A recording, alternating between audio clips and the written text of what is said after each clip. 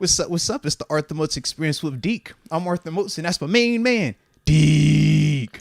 What's good, bro? Bruh, it has been a time. It has been a time. Whew. A lot of craziness going on from a technical standpoint. Seemed like at one point in time, the universe was trying to stack the odds against the show taking place today. Live, at least. They were flirting with it. The phone was tripping. The computer was tripping. The software was tripping. Everything was tripping, ladies and gents. What do you think the reasoning could be? Probably some Ravens fans hating. You know how that go. I mean, we're having Batch on. I wonder if he's You know what I'm saying? drop something. You know how that really go. Newsworthy or something. Maybe that's what it was. And the universe is just trying to like hold us back. Like, no. This can't be happening just yet. No. But I'm like, nope. This content is coming out today. We are going to get them today. And it feels good that we were able to figure this thing out from a technical standpoint. It was a lot going on, though. But we here. I feel good, bro. So how you feeling, bro? I didn't even get a chance to compliment you because as soon as you walked in, I was in the heart of it. Right. Deke walked into serious modes over here. So, yeah, man. Well, I'll compliment you as well. You got a nice Corona hat. Well, wait a minute. They're saying something with the audio. All right, let's make sure we good. Hey, what's good? It's static. Hear you, though. Static. Check the... Right, let's check our wiring. All right. Yeah, y'all let us know in the chat, man, if we still sounding staticky. All right, let us know. Now we got a little delay right here, so we'll wait for it. Yeah, Quan Summer says sound crazy. Yeah, because that was all on the front end, so we should be coming up after some of these shout-outs. All right, NSMC says, sounds good to me, no static. All right, bet Light that. Skin Jesus yeah, we Gucci. Says no static, we sounds Gucci. Great. We Gucci. Stankler says good on his side. Yeah, I like it. But, so yeah, man, my dog Deke walked in right in the thick of this day, bro. Because typically everything was good. Typically everything works fine. I don't mess with Usually the settings. I'm the one that's ruining our start times. But OBS is making me look good. Bro, OBS had you looking great today. I think I can probably run it late like 4 or 5 times in a row right now. Like that's how bad OBS messed up today. OBS had me in here. Deke was like, bro, you doing good. He said, I would have been on the computer by now. I say that, but I told you the scenario I had this morning with my MacBook. Took it like 45 minutes to load up. And obviously I didn't throw it out my window. Yeah, which was good, bro. I guess cooler heads prevail in those moments when you have $1,000+ computers. Very true. But yeah, between this computer, between this phone, I'm like, bruh, if it ain't for this plant-based diet, woo cha. Trap-based diet is some good music, man. Help the flow go smooth, but ultimately, man, we are here. We are right. And we still got plenty that we're going to talk about, man. Obviously, we know the Steelers' schedule did drop this weekend, so we're going to react to that. Definitely excited about that. Now that we can officially look at it.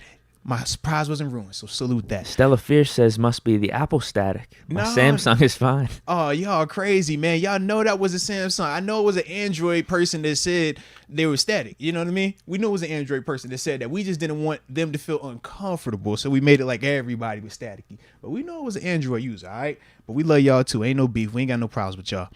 But we obviously got C-Batch pulling up at 4:30, man. It's going to be fun to talk to him.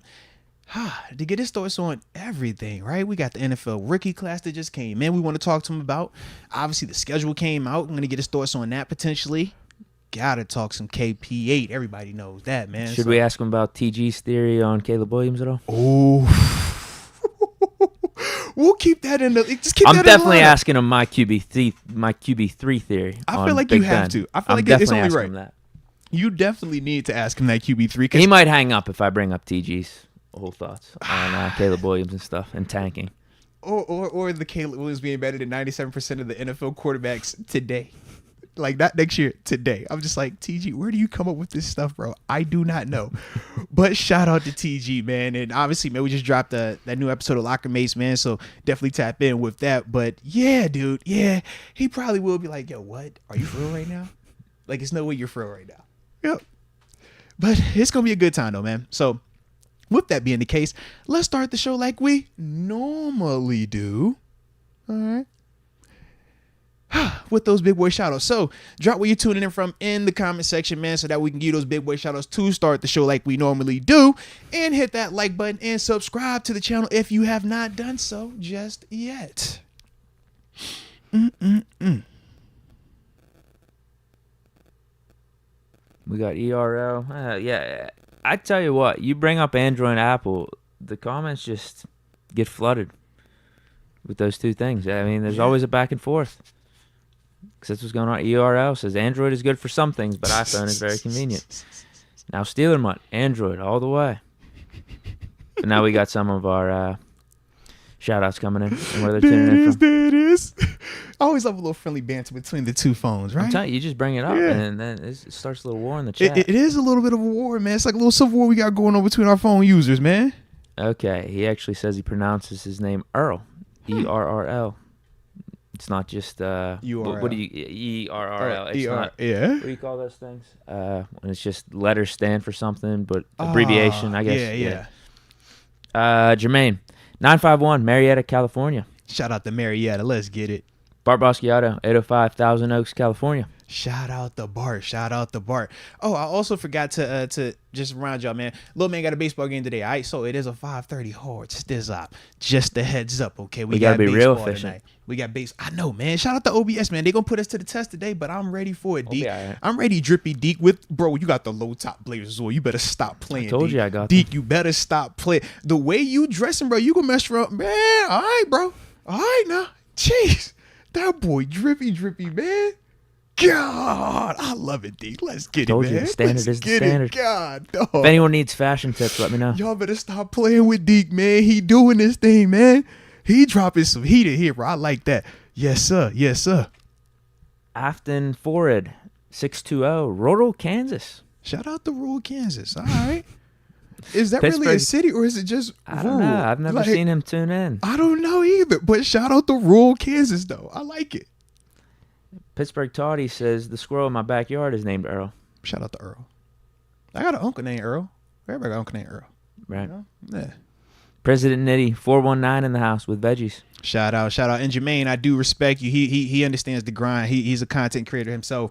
He said OBS is solid as F, but it has its days, man. It has its days. And I think anybody that's worked with OBS, we could all attest to that. Usually it's great, but every once in a while it talk back to you. Yeah. Moneybags tuning in from South Carolina, the home of John Morant. Shout out. Yeah. Good old Ja. His boy was trying to look out for him, right? He did. He definitely like chucked Ja the can't phone, get out of bro. his own way. What the like, hell, man? Lord, this man's definitely threw the phone, bro. That's a real one right there. I was like, yo, salute him. He threw it. But man, Ja, chill, bro. You got to chill. Alpha Manga, 814, Erie, PA. Let's go. Now, we have some clarification on rural Kansas. Afton Farad says that rural Kansas is anywhere outside of Wichita. Shout out to Wichita, Kansas, or Wichita State. I know they got the hooping squad over there, man. Lifted Ones, 916 in the crib. Moats, just let me hold a pair of Travis's. Come on, man. He just wants to feel them. Come on, man. See, he been tapping. He doesn't even want to try them on. He been tapping in with kicking it with Moats. That's when we talk the shoe pay. Like, I done talked about them Blazers up on that page, bro. That's when when we walked in with them, like, bro, that's fire. These like, are Travis's. That's fire. What a Travis, you know, it's a little more name recognition. It's obviously a higher end in terms of compensation that goes for it. But these are clean. I mean, they stand the test of time for a reason. I tell people all the time, man, the Nike Blazer, whether it's the mid or the high cut or the low top, it's like the Nike's version of a Chuck Taylor, the Converse All-Star. Like, literally, that's what it is. It goes with everything. It's comfortable. It's chill. Like, I love that shoe, bro. Literally, I just got those low top Adidas are popping too. Like, it's the same. Yeah. It's kind of like the same concept. Yeah, like literally, man. Both of my little ones, man, just copped some fresh ones because they obviously, bro. That's the thing with these little kids, bro. They feet grow so daggone fast, man. Yeah. Oh my gosh. So we had to just get them some new ones of those. But ever since we copped, they like, oh, I'm wearing these every day this week. I'm on my field trip, Dad. I can't wait to wear these. I'm like, all right. So they're gonna be hyped, man. Dang, now I don't think they're gonna see you today because the time switch up. But yeah, don't fight. There was a couple more I wanted to say. Jacob Alessio, 919 NC in the house as Jacob. always. Let's go. It's been a while since we gave him a shout out. He's always here, man. But I guess we just passed him up. Mm-hmm. I'll also say Nope412. Just give him a shout out to Jimmy Buckets. I like it. Shout out to Jimmy Buckets. And also, Wild Weave says, my boys have shoulder pad fitting for football this afternoon at 6 p.m. So we all on one accord. We out of here at 5:30 because you got the fitting. My little man got baseball. All right, so we go work this thing together, player. We go work this together. I tweeted this out today. I don't think it's really debatable at this point. What's that? Jimmy Butler over James Harden? I'm with it. I know James Harden's got more of the regular season stats and stuff, and probably when you look at just their pro basketball reference page, it's going to look like, oh, how could anyone say that? But game, when you need a win, like, it's not even a question. Yeah, no, you make a good point there. I always look at those two guys in terms of what they're asked to do just slightly differently, right? Obviously, we know why Harden is viewed how he's viewed was because of what he was able to do in Houston, where he had to, like, carry that team, but not just carry him. He did it at, like, a crazy level on top of it, whereas, like, obviously Jimmy is a dog, but we know typically Jimmy it's a little less than, like, how high a James Harden could typically go in, like, a regular season, right? But I think the big thing is when you talk about just that mindset, that, like, the dog, that part, Jimmy always has that. He's one of them dudes that's going to compete like a son of a gun, almost like how AB is. You know, when you talk about a guy that maybe isn't as talented as a Julio, or maybe isn't as talented as a Calvin Johnson, but because he plays so hard, you make up for all that other stuff. Like, that's how I look at Jimmy, you know? So I'm with you. I'm definitely not tripping on that one, bro. Shout out to Jimmy Buckets, man. Bro, shout out to the fact we got the same four in front of the bubble too, man. Back in this thing, man. I know, yeah, man. You know, a lot of people talk crazy about it. Oh, no, it's totally different teams. It's actually not. That's the funny part. It's actually not totally different crazy teams. Same core group, man. Same key people in all these squads, man. Yeah. I like it. Lakers did what they were supposed to do, huh? Hey, man. Nobody wanted to believe me. You didn't want to believe me. Wifey Wait, what do you mean? I said they should win. No. I said they should win. When I said we dropped game 5, you was over here like, oh, you better be careful you drop game 5. I'm telling you, man. You know what happens when you drop game 5 versus this Warriors team. Clay just sucked, though. Let's be real. If he hit some of those shots, Clay was terrible. If. But what did I say? I said, you drop game 5, you win it in L.A. What happened? You dropped game 5, you win it in L.A. We knew this was going to happen. I don't know if I knew Clay was just automatically gonna be terrible. So why would I say drop game 5 and win game 6 then? That's all I'm saying. I said the same thing versus Memphis too. Yeah, but I was with you. Lakers' formula was way more sustainable than Warriors, because if Warriors do go cold shooting, they're probably done. They hurt, yeah. And the Lakers can shoot well enough now to stick around. Yeah, with Reeves. Yeah, man. they can stick around, and they know they can body you in the paint. That's what make this one interesting, man. I'm really I think I got them this, beating bro. the Nuggets too. It's gonna be exciting though, man. No, the Nuggets are a good matchup, man, because the Nuggets got Jokic. That's what we're gonna see with AD. Can you be you? You know, for 4 games. That's what we need from you. In terms of the wins, we need it for 4. Be you. Yeah, you know LeBron's gonna show up. Right. Bron will be straight. Jokic is gonna be going out of his mind. Yeah. So I think the X factor is gonna be the Nuggets role players, and then, like you said, Anthony Davis. If AD can do what AD is capable of doing, I like it. I like it a lot. If AD come out this joint, wheelchair AD, you know. He did play. He got 20 boards. He did. No. Straight up. Like, respect. But he got to play. That's the thing. It's just wild to me then. He sat out that game 5, and then is able to just come out and drop a double-double like that. Mm-hmm. Almost. It was both 20. I mean, it was 17 points and 20 rebounds. Yeah. Almost 20 points, 20 boards. Yeah, so very interesting, man. Because the one thing... How bad does the NBA want Celtics Lakers? They want it because of Tatum. I feel like they don't want to see that Heat team back in the finals either. But low-key, I want to see that Heat team back in the finals.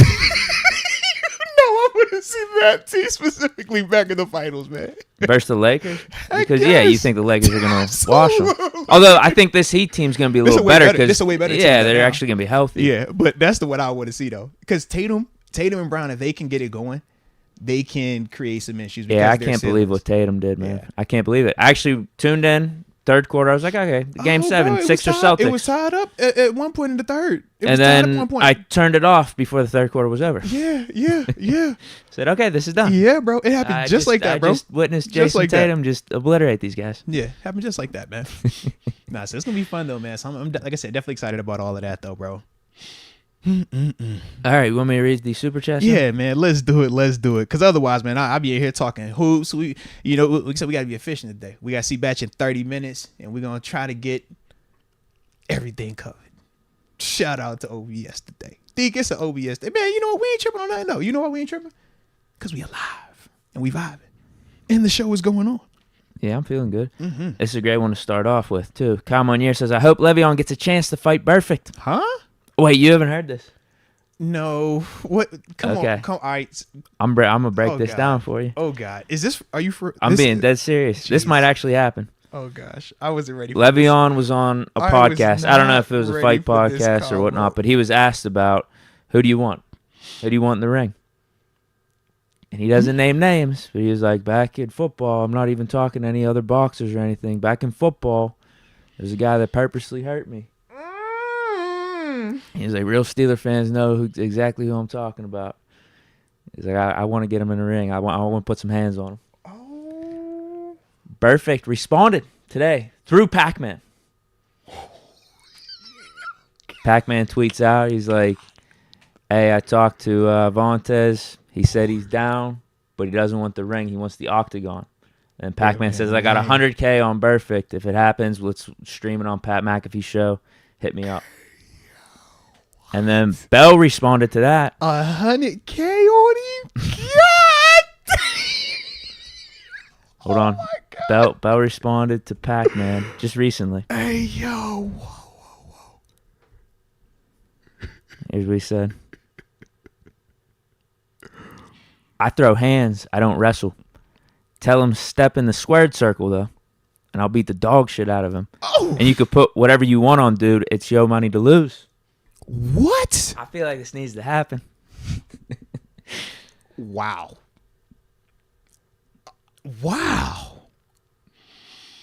I feel like NFL fans, sports fans in general, lot probably of people- fight fans knowing a the lot beef, of the background of people this. could get behind this People want one, to see bro. this right now. A lot of people could get behind this one. And it's in a professional setting. We're talking either octagon or boxing ring. This is a professional setting. I do like that. It's not talking about street fighting. It's not talking about painting that boy on sight. We talking about legitimately hopping in a organized sporting event. Right. If it is boxing, I love El Bell because he's been doing it. He's hopped in the Right. ring with multiple times. He's hopped Agreed. in there with a former world champion before. So, of course, that's going to be a massive advantage. In fact, he probably knocks him out.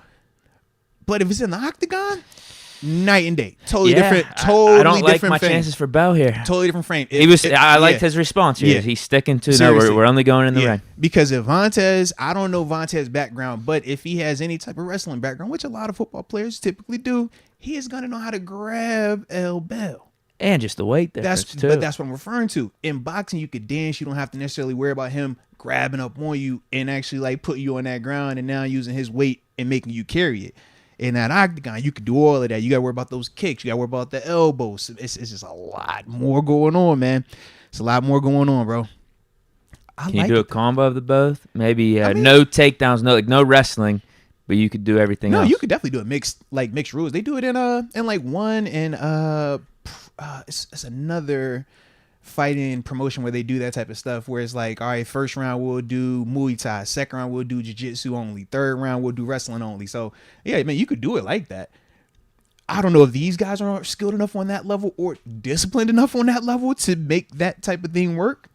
Because obviously if we agree like, hey man, you ain't gonna throw no kicks, you kick me, great as you would, but you done kicked me in my head. I'm hurting now. I got to carry that for the rest of it, you know? I think this is a great way for Bell to get back in the good graces of Steeler fans, too. Oh, if he beats him, we go crazy. We love him. Yeah, like even in the comments, Yeah. Joey Weaver says, so happy I kept my Bell jersey. Yeah. Like, this is how he could retire as a Steeler. Mike Hood said, I'd pay to see that one. Low key, I would too. I would not illegally stream that one. I would actually pay for that, bro. Oh, I'd would, be bro. amped. I would, man. And now John Easton said, you versus Cassius Marshall on the undercard. We not going to let him slip away from that one. I'm with you on that, bro. You versus Cassius undercard. Give me TG versus Pat. Or no, TG versus... Well, that was the Pitt WVU boxing match. Yeah, we got to figure out another way how we gonna do this undercard, man. Well, people We'll are do also TG bringing and up Naj. Deke versus DK going to be the opener. There you go. I about to say, yeah, you're involved in this somehow, some way. All right, and we're gonna do it like the old school box promotion. TG versus Najee is the one we want to see. That is actually. the one. That's the one. Low key, TG was in here yesterday with the jersey on and everything. He was like, "Yo, I'm just letting you." He put the jersey on for you. I was like, he ain't here today. It's all right. I still want him to know that I got it on. I was like, all right. So I just relayed that message. He could wear it. I'm not wearing it. But he said that he is still in shape enough for whenever that backs on backers pulls up, him and Naj. I'm just throwing that out there. He said he's still, whenever that could potentially happen, he's going to be ready for it. Okay. That's Are we what going to he told have Najee on, or do we have any chance of crossing paths with him this year? You know what? I can pull some strings. We can see what can happen. You know what I'm saying? We just need to see if he'd be open to it. Would you be open to the backs on backers versus a retired linebacker? But we don't need to phrase it like it's me. Like, we're going to make sure it's very clear this retired Steelers linebacker is not Arthur Moats. Okay? I don't want any smoke. I'm washed. But we got a guy that wants you. Okay? Deke versus Big Ben's co-host. That's the other way. You might have to, is he a big guy? He looks like he's a little shorter, man. You might have the size on him, bro. Even if he is tall, he looks slender. Yeah, that's what I'm saying. I think you got him, bro. And it's like healthy, like eating, like, you know what I'm saying, nutritious Deke. Yeah. Right. That's the dangerous Deke. Had a little cheat day yesterday. It's all right. For Mother's Day. We It's went all out to right. eat. It was good. I needed it, though. I do. Balance. Nothing wrong with that. You needed it. Nothing wrong with that, I bro. feel rejuvenated today. That's what I like to hear, man. Yep. Bro, shout out to L Bell and Vontae really trying to get I love his smoked, like, response, professionally. too. Dropping some swear words. Like, because he's definitely about it. Yeah, he said, I will beat the, yeah. Like, I like that part. Like, say it again for me one time, D. I don't want to Dog shit. There it is. Y'all, I like that. Hey, man, it just sounds real appropriate. I like that, bro. I like that a lot. Shout out to L Bell. I ain't putting 100K You can on put L whatever Bell. you want on, dude. It's your money to Yeah, lose. I ain't gonna put that much on him, but I do like him a lot. If it's boxing, he gonna whoop Fontes. Is this gonna be Pacquiao Mayweather light? Like, we're gonna get some back and forth for the next year or two. I think it will be. It's gonna get built up. If L Is it Bell- ever gonna happen? if It should happen. Everyone wants it to happen. If L Bell keep winning, he won his last fight. If he just keep on winning, keep on sending them little shots towards him, the celebrity crossover is already a vibe. Like, people are already getting more and more hip to it. So it's for L Bell, it makes 100% sense. For Vontae, it's just gonna be the question of, are you really like that? Because we know L Bell is hopped in that ring multiple times. Pac-Man, we've seen him hop in the ring before. Anybody that's hopped in the ring, unlimited respect. They like that. AP, we've seen him hop in that ring. Did Pac-Man get smoked? I can't remember. I feel like he did get. It was like wild as heck, but then he like almost Chad like Johnson gassed did it. out. Yeah, but it's like Darren Frank Williams, Gore, right? Frank Gore, well, like, yeah. If you're willing to step in that ring, bro, or that octagon, you a real one. All right. So I know with L Bell, we've already seen him do that, and we've seen him hop in there, even with a guy like Uriah Hall, who is a former He hasn't done Paul yet, right? No, he has not. That's the one he won. He was on wanted his that undercard, one. but he wanted that one. He hasn't got that one. Yeah. But I'm like, we've seen that. We haven't seen Vontae. We know Vontae's a bully in football, but we don't know what that's like in terms of throwing them hands. We know L Bell. He got a couple highlights. We didn't see him put something down. We didn't see him put the big AD. Yeah. We didn't see what he done to that. That was supposed to be, you can't knock that out. He's more popular than him. Oh, okay. Them hands don't care. So that's why I'm like, I don't know if Vontae really is going to want to do that, because that's a different lane, bro. And just like we saw with Nate Robinson, once you go night, bro, that lives forever. Once he do that a couple times, you can't undo that. Like, not everybody really want that type of energy, bro. Right. A lot of people talk about it, but not everybody want to deal with that, man, or put themselves even out there for that. Oh, he does. He just wants to be in the octagon. Well, yeah. Which I can understand. Bring it to your player field, baby. I'm with you. But shout out, bro. That's a dope one to let's start mix up the roles a little bit. I like that, bro. Maybe a little both. No wrestling, but you could use hands or feet. I like that. I'm down. Tito Whitaker has gifted a Moats membership to Troy Downs. Shout out to Tito Whitaker, man, and Troy Downs. Welcome to the upper room. Yes, indeed. And then I also want to spin the block because Earl and Mr. Malvo also joined. So both of you guys, welcome to the upper room. Yes, indeed. And Still a Nation Carpenter. Trust me, you're not that late, baby. We actually just started a little while ago. Technology was tripping. Said it ain't want to start on time. But we figured it out, though. Next, we have Kyle Monier. Shout out to Kyle. Let's get it. Is Alfonso Graham the new RB3? That was surprising. Yeah, did you see the 3-year deal? I don't know much about this guy. So I don't all the way either, but I'm just trying to totally figure out the way this contract is truly structured, because at one point they make it seem like it's just a regular undrafted free agent. Like if you were not drafted, your contract is a 3-year deal regardless. But they make it seem as if he signed like a non-undrafted rookie contract, like this was like a regular like 3-year extension or 3-year like free agency contract. Yeah, I don't think that's the scenario. I think that this was more so like, yeah, he went to the mini camp, he tried out, and they liked him, and they just said, okay, let's do a 3-year like the regular undrafted contract, and in 3 years from now he should still be a restricted free agent if he was able to stay on the roster. Very similar to the Jalen Warren contract. Yeah. That's what But and that other guy we just brought in, Bird. Right, but the way the headline read it definitely made it seem different. I was like, bro, what? But then as I read it through, I was like, nah, this is still more in line with just a regular undrafted free agent contract. Now, I know the dude's pretty explosive. I'm seeing that. Yeah. Ran the ball for 250 times, 1,600 yards. Yeah, like he has that part. I mean, pull up the highlight, bro. Like, he could go. Catching some passes, does kickoff returns too. Yeah, because there was like running back and some of the return specialist stuff supposed to be able to help in that element, or at least compete in that element. But we obviously know we feel good about Najee and Jalen Warren, so that's why they're saying him potentially as that third guy. Obviously, we're looking for some type of return specialist, but maybe he can be a do-it-all type of guy on offense. Can he be Anthony McFarland? That's the question. Because Anthony McFarland was supposed to be what? The speedy back, the do-it-all, the guy that can catch out the backfield and give you punt and kick return.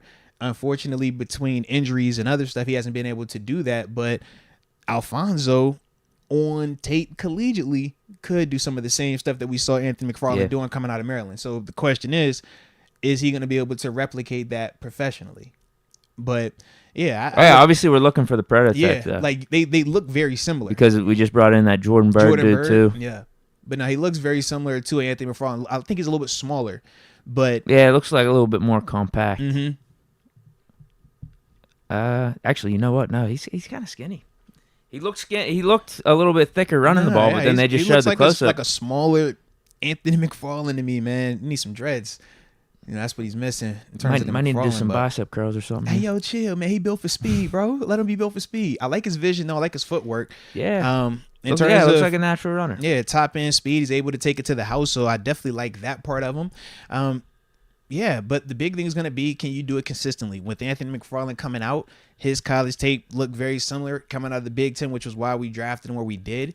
But we obviously saw once he got here, understanding how to keep his footing while making some of these cuts, understanding how to create running lanes for himself and things like that. That wasn't or hasn't been always easy for him to come by at this level just yet. But we'll see if young Alfonso can ultimately pick up on that concept, man, and push him for it. Because, I mean, athletically, he stands as good a chance as anybody else right now in that room. Was it just him and then that cornerback, the only two guys we picked up from that minicamp tryout? Yeah, I believe so. You know who we're saving room for? Did you see? Let me hear it now. Who we got now? Oh, are you being serious? I'm dead serious, bro. I told you, bro. I've been so unplugged. We're visiting with Quan Alexander tonight. Quan, let's go, bro. I've been so unplugged today, bro. So I think with these two pickups, the running back and then that cornerback, that would be 89. Okay, and we can get up to 90. Yeah, we have one more spot. I like it. No, Quan, I mean, think about it. Bro, I mean, he's the guy we were talking about. It's either him or Reuben Foster. I was looking up Reuben Foster, seeing what he was doing in the USFL. Yeah. And he's doing good, but if we get Quan, we don't have to sign Foster. It don't matter. But either or, that'd be perfect for our inside linebacker room. Man. Yeah, if it works out like that, I like that a lot, man. But I did not know that that's who we're meeting with tonight, man. Shout out. See, that's pretty good. Can Omar do it? Why can't he? Why can't he? I mean, because the biggest thing is just health and numbers. Yeah, but if he's gonna be like either our inside linebacker 2 or 3, depending on the day, that's the perfect role for him right now. Absolutely. That's kind of what he did with the Jets. I know he started some games, but he was only playing I'd say if you look at his game logs on average, like 50% of the time. Yeah. That's all we need him for here. That's literally it, man. Because we got our thumpers. We have our down in and down out guys, so we're not asking Quan him. can hit too. Oh, no, for a fact. in fact, that's part of the reason why Quan gets hurt. He hits too hard for his frame. It's like, man, Quan is one of them dudes, though, that is extremely talented, very athletic. That's why even before this weekend of talking about him, think about when we made our free agency list, when we were talking about Tremaine Edmonds, Bobby Wagner, and those guys.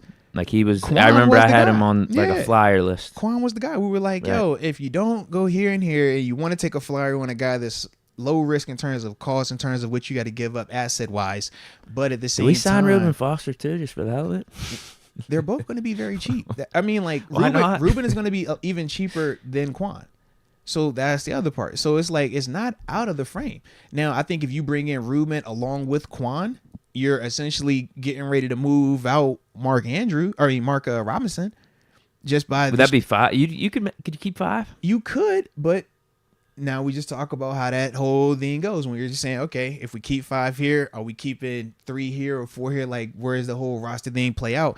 And is Mark Robinson being your 5th linebacker worth, not having additional corner or not having additional offensive lineman or D lineman? I think that becomes more of the conversation, but you still got, and the reason why I said Mark Robinson is because you still have Tanner Muse. And Tanner Muse right now is he'll be more, like Marcus Allen for us. He's more of the proven special teamer.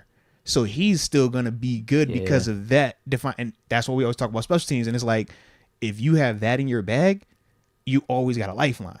So right now, if you're talking Tanner Muse versus Mark Robinson, if you bring in Quan and Reuben, Mark becomes the odd man. I don't necessarily want to lose Mark. Yeah, but he becomes the odd man, chance. though. He becomes the guy because even though Mark is a good special teams player, we saw him do it for 1 year. And Tanner Muse, we've seen just have more success doing that. And like you said, when you're talking about the 5th linebacker, what's more important? This guy potentially getting in once 3-4 of the guys go down, or the guy that's going to be able to at least get you consistent high-end production on special teams? It's just, could you imagine if you got Foster and Quan playing to some version of their former selves together out there? But now that pushes Cole with that secondary. But think about it. Now Minka that pushes TJ, Cole. But now hell. that pushes Cole Holcomb and Landon Roberts to the 2 spot. So you still can't even get Mark on even in that vein just yet. That's the only, like I said, that's the only reason why I feel like it hurts Mark if we bring in another guy. Quan, yes, we're good with Quan. But if you bring in that additional Reuben, which I still love, I love it. I'm with you, Deke. I am. I promise. That's the ramifications, though. To me, I think it really becomes, can Mark? Because he's been playing good in the USFL. He has. He just got banged up a little bit. Yeah. Man, that'd be kind of sick. It would, bro. It would. See, bro, I like your energy today. I like your energy. This is why I owe you a trip, bro, because you came in with that, man. You had a little up your sleeve, bro. Man. It's just, I think Mark Robinson deserved a chance. I do, too. With what he did last year. I would agree.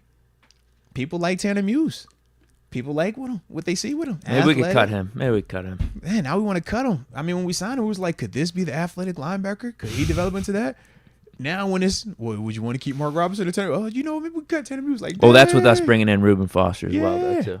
Yeah. Muse becomes a little more expendable. Young Shad 101. What's up, fellas? Coming from the 601, Jackson, Mississippi. Let's go. Hey, Moats, you should ask Batch if he wants to join the Buffalo Bills beef petition. Absolutely not. And actually, see, Batch is very much on my side. He understands having 2 teams because he is very much a part of the Detroit Lions and their alumni association, just like I am. Because a lot of times when it's Steelers Lions, he always points out to me some of the things that he gets to do working both things. And he's always like, hey, when it's Steelers Bills, make sure that you're taking advantage of the same opportunities. And I do. And he tells me, educates me on even how to social media this thing. He's like, hey, bro, find your balance, but don't forget, man, show him love. I was like, okay, I respect it. If C. Batch tells me it, I don't care what y'all say. C. Batch just told me this. Mentor. C. Batch is my mentor with all these type of things media related, okay? I lean on him. So he's told me he's green lighted this on numerous occasions, okay? So actually, C. Batch is on my side with this one. So I appreciate you guys. But C. Batch is on my team with that one. Yes. Anyone want to start up a Lions beef petition? Can we do it after he comes on the show, though? Can we just start it at 5 o'clock? All right, 5:05. Can I at least get the call? I can see the Lions becoming a little bit of an annoying team this year. Oh, God. Here he goes. They're starting to get a little buzzy. They got that week 1 matchup against the Chiefs. I can see their fans getting a little crazy here, forgetting that they've been perennial losers for the last 40, 50 years. Yeah, I better leave Deke alone. Don't get Deke started. We play Lions. We don't even play. We didn't even play him this year, bro. So we're good. We're good. it really hasn't mattered. Even if we didn't play Buffalo, you still have found some type of way to like make them enemy number one. Does the preseason count too? I saw that. Like that doesn't count, right? It's preseason. There can be zero smoke in a preseason game, right? There's smoke. Oh my gosh. We need some big hits from those second and third stringers. Mark Robinson's gonna lay the wood out there. That's crazy. Oh. Yeah, who's like? Don't you got any running? Yeah, I think Mark Robinson maybe like James Cook collision or something like that. Don't do this. Don't do this. We just gonna let this ride. Cause I'm saying like James Cook, Damian Harris, Latavius Murray. So Damian Harris is going to be the RB1 probably, right? So yeah, we might see James Cook up against Robinson. Well, yeah, because I wonder how much Latavius, what his role is going to be, because he's still a really good player. But I definitely feel like Damian is going to be the guy that gets like the bulk. True, like so they moved on from single. Did they trade him or what? Yeah, no, he left free agency. He signed with Houston. He signed with Houston, the Texans. Wow. Yeah, just a different play style, man. James That's probably Cook, a good spot for him with Pierce being there. I agree. Yeah, but I feel like James Cook is physical enough, in contrast to Singletary, with still the speed and stuff like that. And now you got Damian Harrison, who's actually a physical runner, and then Latavius Murray, who's kind of like that big body combo. I call him like the stiffer version of L. Bell, but he got the straight line that L. Bell was kind of missing. Like, I like Latavius in terms of just like him being that balanced guy. I mean, we've seen him whether it was in Baltimore, even in New Orleans, so it's like we familiar with him. Singletary just never really panned out, huh? Yeah. Like I remember you talking highly about him, even his rookie year. Coming out, I mean, the tape was hot, but that's the thing, man. Yeah, wasn't who was he competing against? He took Shady's spot. That's why they moved on from Shady McCoy. Yeah, because he looked like Shady in terms of the elusivity, making guys miss. But ultimately, at the NFL they level, cut him because that was our first year of the podcast. Yeah. They cut him before the season started. Yep, and that's when he signed with Kansas City. Yep, I remember that. Yep. Common year finals prediction? ? I got Celtics Lakers. Jason Tatum is him when he's on one. Mm-hmm. This is the Celtics year to win it because they're gonna have to pay JB. Fair enough, man. You know, if the Lakers get there, yeah, I'd say that. I agree with that prediction. If it's Lakers Celtics, we'll let the chips fall where they may. You know how I feel about Bron though. It's that simple, baby. All right. Yeah, it's that simple. Y'all know how I feel. I like him. Period. Let's go, UW. In 2023, 7 teams will play on Thursday Night Football 2 times. Oh, I thought it was only us. After playing on the prior Sunday. Oh, wait. Never mind. What? I think he's saying something else. Steelers, Bears, Saints, Washington, 49ers, Lions, and Packers. 6 of those teams oppose the NFL's proposal. It's collusion. So you're saying the teams that oppose the NFL being able to play multiple Thursday night games ultimately were the teams that got scheduled for Thursday night games. So that's why you're saying it's collusion. And in terms of wow, yeah, that's what he's saying. That's a dirty move. What I will say is this: I don't like Thursday night games. Y'all already know why. In terms of just like the shortened recovery time, especially if you're the away team having to travel, you lose another day because you're leaving a day early. You know what I mean? So it just kills everything what you're trying to do, and it really just sets you up for higher injury risk. It's not to our, in terms of the players and coaches, we don't even think the product is the best product that you are supposed to receive as a consumer when you're watching Thursday Night Football, just because the preparation isn't there. But I do feel like the way that they have scheduled it for us, if we had to have multiple Thursday night games, I think they gave us the best scenario with us having Sunday 1:00 at home and then Thursday night at home. So you don't have to travel on Sunday. It's a 1:00 game, so you're done by 4:30 at the latest. And now you have all Sunday night to recover. You don't have to worry about flying back to recover. So I think in that vein, it's the best case scenario for us. But I absolutely hate the double Thursday nights, bro. I hate it. Do you want to talk this schedule? Let's do it, man. Let's do it real quick, bro. And we'll get back to the rest of the Supers after we talk to C-Batch. But yeah, man, obviously schedule did come out, and the NFL did show us some love, man, in terms of respecting us with the amount of primetime games. In terms of games starting at 4:00 or later, they have us scheduled for 7 of those things, with the potential to have 2 more added on in terms of our Week 15 matchup against the Colts and our Week 18 matchup against the Ravens, both being listed as TBD in terms of time and network, and I guess even day of the week, low key. So with that though, I do like the fact that we get the home opener to start, man. Obviously, it's the first one since 2014. That's back when I first came here to join the squad, man. And I feel like that's the best spot to get San Fran because of the uncertainty at QB. It is. Either you're getting Brock Purdy coming off this injury in his first game, or Trey Lance, who's coming off of an injury as well. That too, and has basically like no experience. He's 2 starts in the NFL up to this point. But I think, or a Sam Darnold, who I just don't think's that good. Yeah, but both of them quarterbacks, Trey Lance and Brock Purdy, the last time they were on that field, they had a pretty devastating injury happen. That's going to ring fresh when you first hop back on that field, just as a player that has come back from injuries. You think about it, man. So I do agree with you, man. I love that, especially in the 1 o'clock slot. I just personally think that 1 o'clock kickoff slot is beautiful for week 1, man. I do like that. The last time is when you were playing that Browns 14, game, bro. and it was a 1 o'clock game. Yeah. I was there. Yeah, that's the AB stump in the face, tortured Joe Hayden, L. Bill just going off, running up out the shoe, like all that, bro. I remember all that vividly, bro. Absolutely, man. Didn't the Browns low-key start coming back? They did. That was ridiculous. Because that was Mike Pettine's first year there. Remember, I was like, wait, we're only up 3 right now, and they have the ball? What is going on? They whooped us the second time we played them that year, bro. They won 7 games that year. Yeah, they was all right. That's when they got weird, though. They switched quarterbacks. That's when they had Manziel on that team. Yeah, but they were killing with Hoyer. Hoyer was the one that had him hot. Then they wanted to play Manziel and started trying to put him out there more and more. 3 running back tandem with like Terrence West and Tate. Yep. Because there's one other guy I can't remember. Us, bro. But when they started switching the quarterback, that's when it all started to go downhill for him, man. But love the prime time though early on in the season, man. Back to back. Week 2, week 3, Monday night, Sunday night football. We're gonna get a chance to find out who we are, man, in terms of how we respond to pressure. When you're in prime time, man, that's legit pressure. We are literally the second week of Monday Night Football. You know who's week 1. Everybody know who week 1, baby. That's must see, you know? Bills, Jets. Josh versus Aaron Rodgers. So when you talk about week 2, they want to see Deshaun Watson early on, see what that looked like, but that's also putting a spotlight on Kenny Pickett. They want to see what that's going to look like, if that's going to continue to grow, and can this team continue to grow. Love the fact that we getting Raiders in prime time just because of the whole fan bases too, man. I mean, think about how it was just last year here, man, on the 24th, man. That was a crazy atmosphere, man. And I think Vegas going to be just as nuts, bro. Oh, wow. They definitely did it with the numbers here. September 24th is that game day. I wouldn't doubt it. I honestly wouldn't doubt it. I saw you. Right. Last year when they played on the 24th, this happened. God. Watch. You are definitely on to something, bro. Watch. I did not peep that. You're on to something here, bro. I wouldn't have minded that game a little bit later in the year.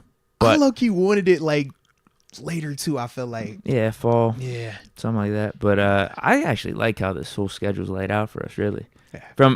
Particularly from a viewer standpoint. Now, I would have liked an extra primetime game or something, but because only 4, we should have got 5. But think about this, though, right? That Baltimore's probably going to get flexed. And think about this. You think of primetime exclusively as 8 o'clock. National televised game starting at 4 o'clock is also primetime, too, bro.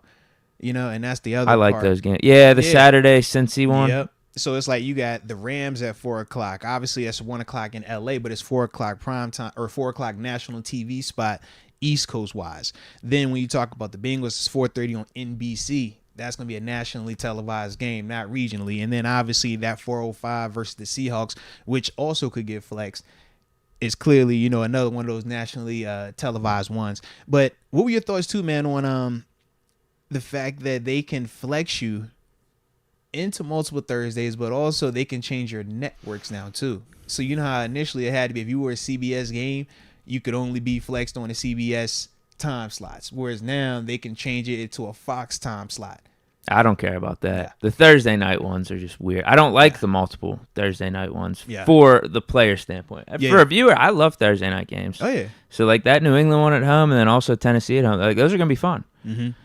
But I don't like that for the players. I don't like being able to flex into Thursday. That's kind of messed up. That's crazy low key, man. Crazy. But in terms of the viewer, I mean, yeah. you're gonna like the NFL is doing this strategically to make sure you're getting marquee matchups on Thursday Night Football now. They're tired of the complaining. They don't want no more. And even with the Monday night and Sunday It was night Russ. football, Russ was the reason. Yeah, Thursday he did 'em night, in. Sunday night, and Monday night. The reason why they're able to flex you in and out of them games now, and regardless of network, they are not going to allow bad teams to stay on Monday Night Football solely because you're on ESPN and they got the rights to that game.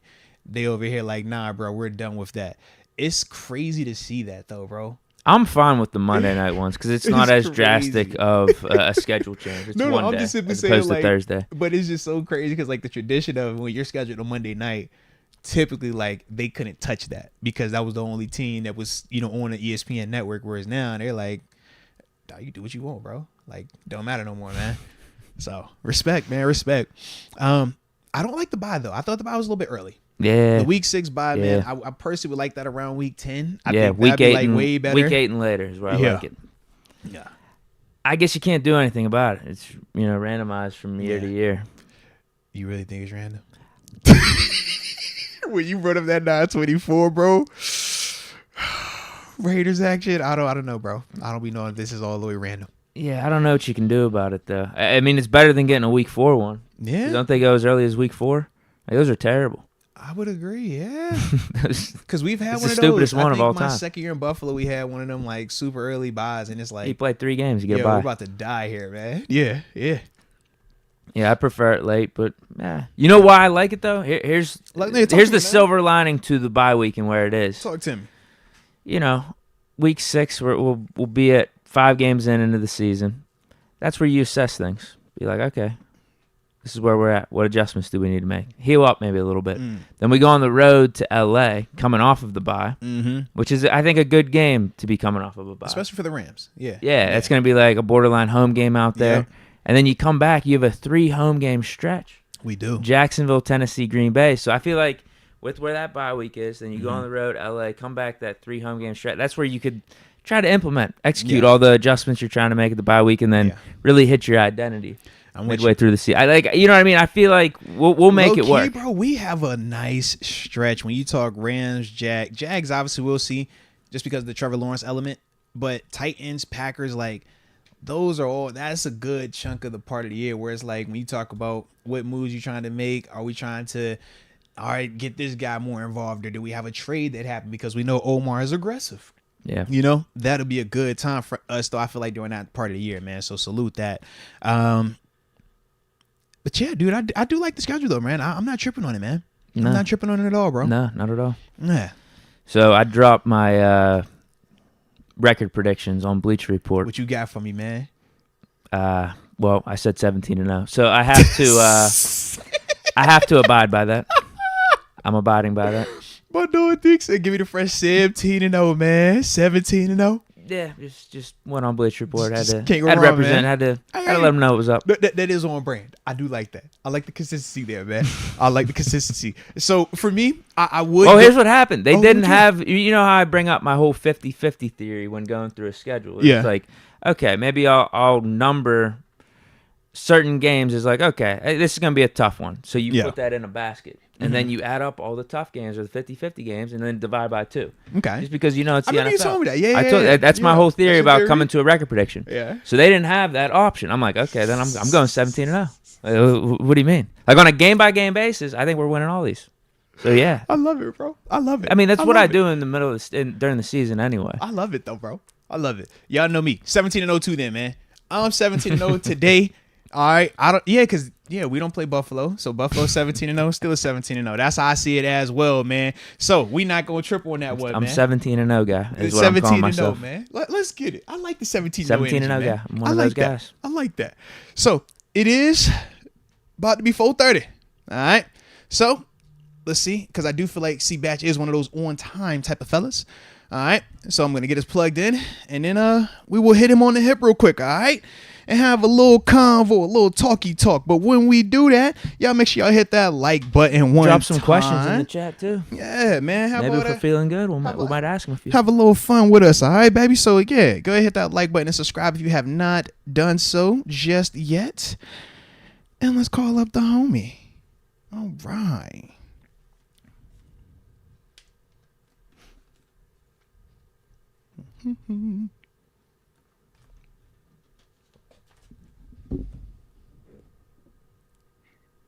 Hello. See, Bat, you got me over there, baby?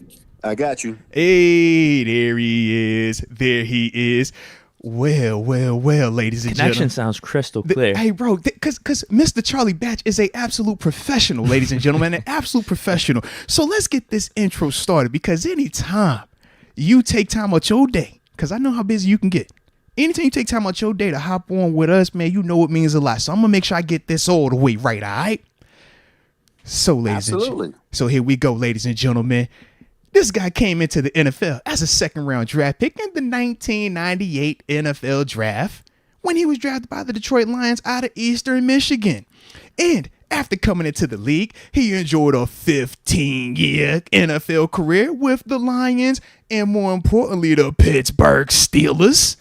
From there was a two-time Super Bowl champ with a third appearance. And since, retiring from the game, he's went on to be an entrepreneur, media personality. You catch him doing Steelers preseason color analyst. Shout out to you for that. But more importantly, the founder of the Best of the Batch Foundation and an overall good guy.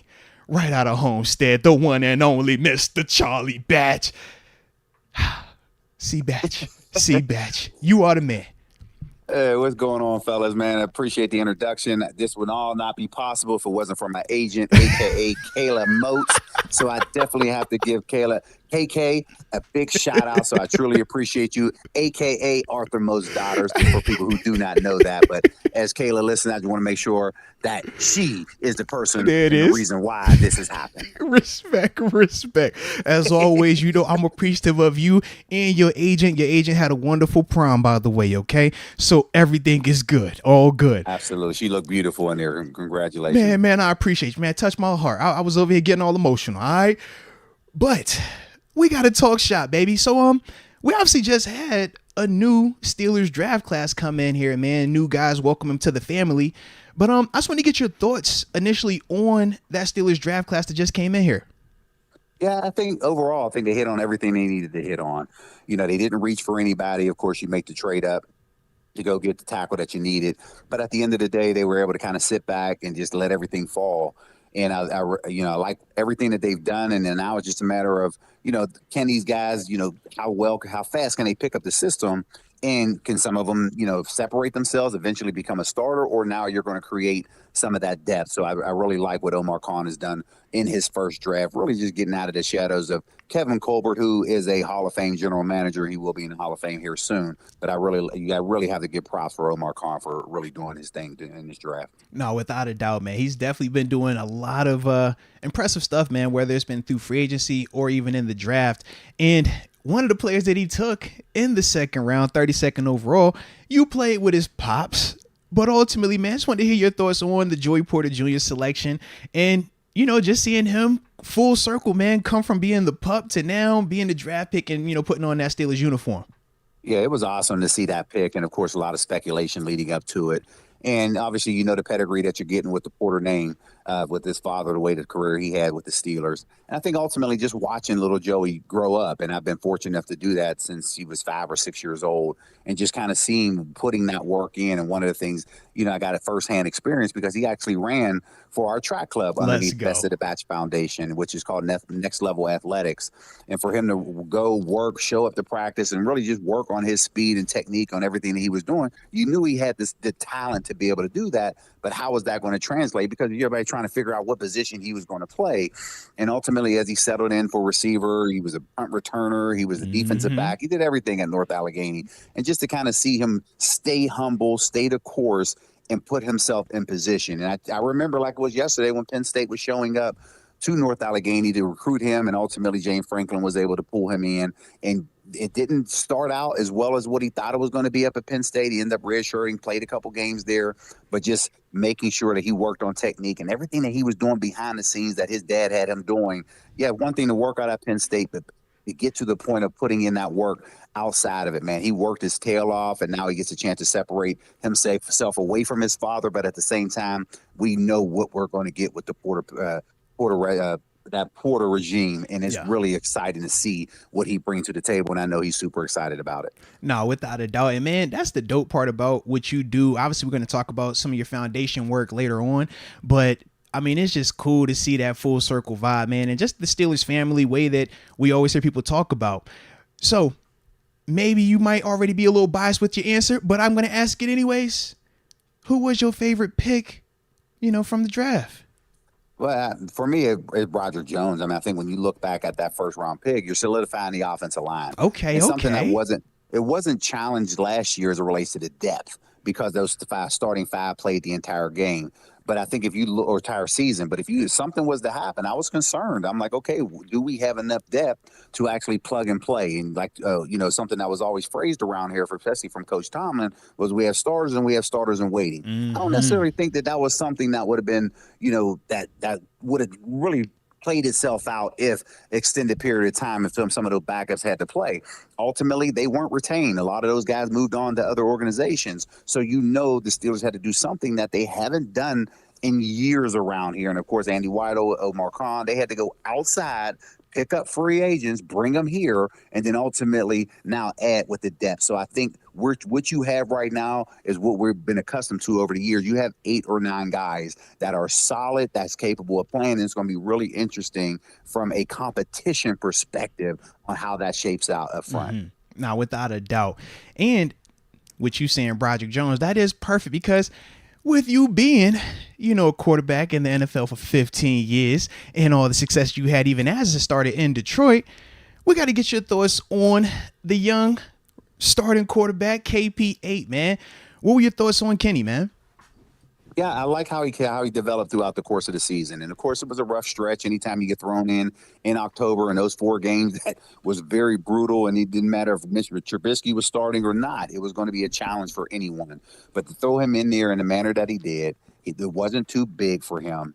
And actually, the game slowed down by the 5th week. When he came out of that bye week and they played the Saints, I was like, this guy, he seems like he has it.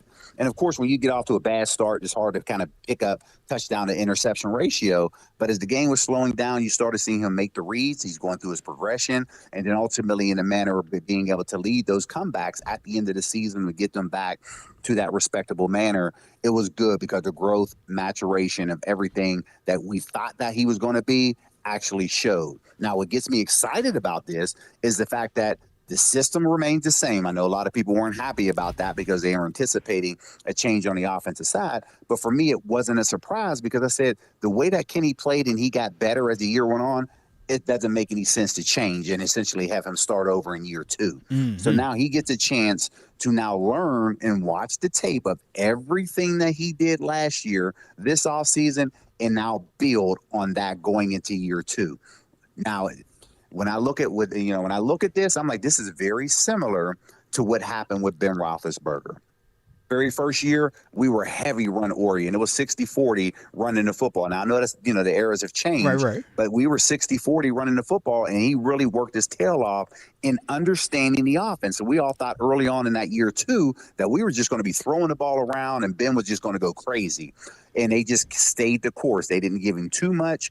And when you go back and look at the stats, the very first game, and this is what gets everybody excited about Ben Roethlisberger in his first game of year 2. Ben was 9 for 11, about 180 yards, and he had a perfect passer rating. He had 2 touchdowns and a perfect passer rating. Everybody was like, oh, my God, this is great. I said, but you failed to realize he only threw 11 passes in that game. And that was the breakout game that Willie Parker had. And Willie had about close to 200 yards in that game. So everybody was focused more on Willie, but not what Ben was able to do by only missing 2 passes in that game. And ultimately, the play action game started happening. You started seeing Ben getting to his own, and he really started to now own that offense. He ended up getting injured in the middle, but then ultimately we made that Super Bowl run. I'm hoping that comparison happens with Kenny Pickett, but there'll probably be a lot more passes than what Ben did going into his first couple games of that year 2. Well, I think you answered, honestly, my next 3 questions there. Well, okay, do you have a certain set of, expectations for Kenny? Is there anything specifically you want to see from him in his game that you want him to improve on next year?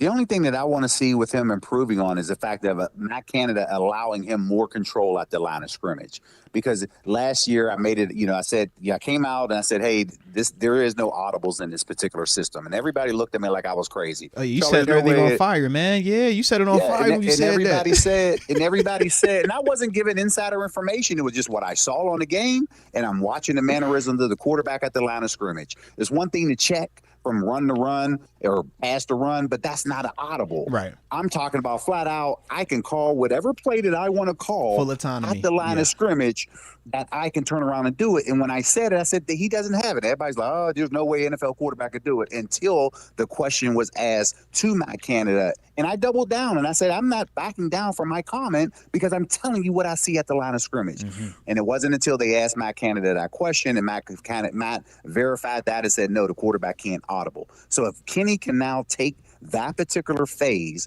and now run it at the line of scrimmage and put the offense in the best possible situation, I can see that offense really trying to now, put up more numbers, and really hopefully be one of the top offenses in the league. I'm assuming, based off what you were kind of saying there, these last two questions, that you were cool with Matt Canada coming back. Is that right? Yeah, I was cool with them coming back. I mean, I was upset just like everybody else was, but it was still the fact of, again, who did he have at quarterback? He had a veteran, but essentially a new guy to the offense. But when you didn't allow Ben to have those particular mannerisms at the line of scrimmage, there was no way that he was allowing the next quarterback. And of course, we all know Ben was 18 years, and we knew what his Hall of Fame career was going to be. But it wasn't until the Steelers got down in all of those games, I'd essentially say 7 of those wins were directly related to Ben, because Ben went no huddle and started calling whatever plays he was going to call. But if you didn't allow Ben to get to that point of now changing the play at the line of scrimmage, there was no way Mr. Trubisky was going to do that, better yet, a rookie in Kenny Pickett. I'm just hoping that now, as he enters into year 4, that he now has the trust in his young quarterback to say, you want to know, I worked with you long enough that I'm going to allow you the flexibility early on in preseason to see if you can change the play. And if you can do that, you gain my trust, and we can now implement that in the regular season. That's the next phase I want to see for Kenny Pickett. You are speaking music to my ears about you got him in here smiling. The Ben's last season commentary. Because I was saying that, I was like, I don't know why we brought this guy in and let him take over this offense when we have this Hall of Fame quarterback in Ben Roethlisberger. Let's run it his way for his final season instead of giving it to a college coordinator who doesn't have any NFL experience. It didn't make sense to me.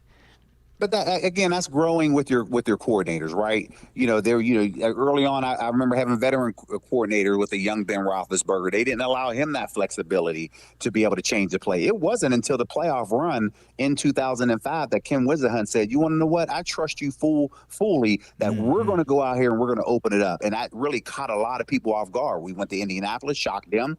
Cincinnati. We go to Indianapolis. You go to Denver, and then, of course, Seattle, and the rest is history with a Super Bowl victory. But that just completely shocked everybody, because people didn't realize that Ben had now a fuller playbook essentially in that playoff run than what he had in the regular season.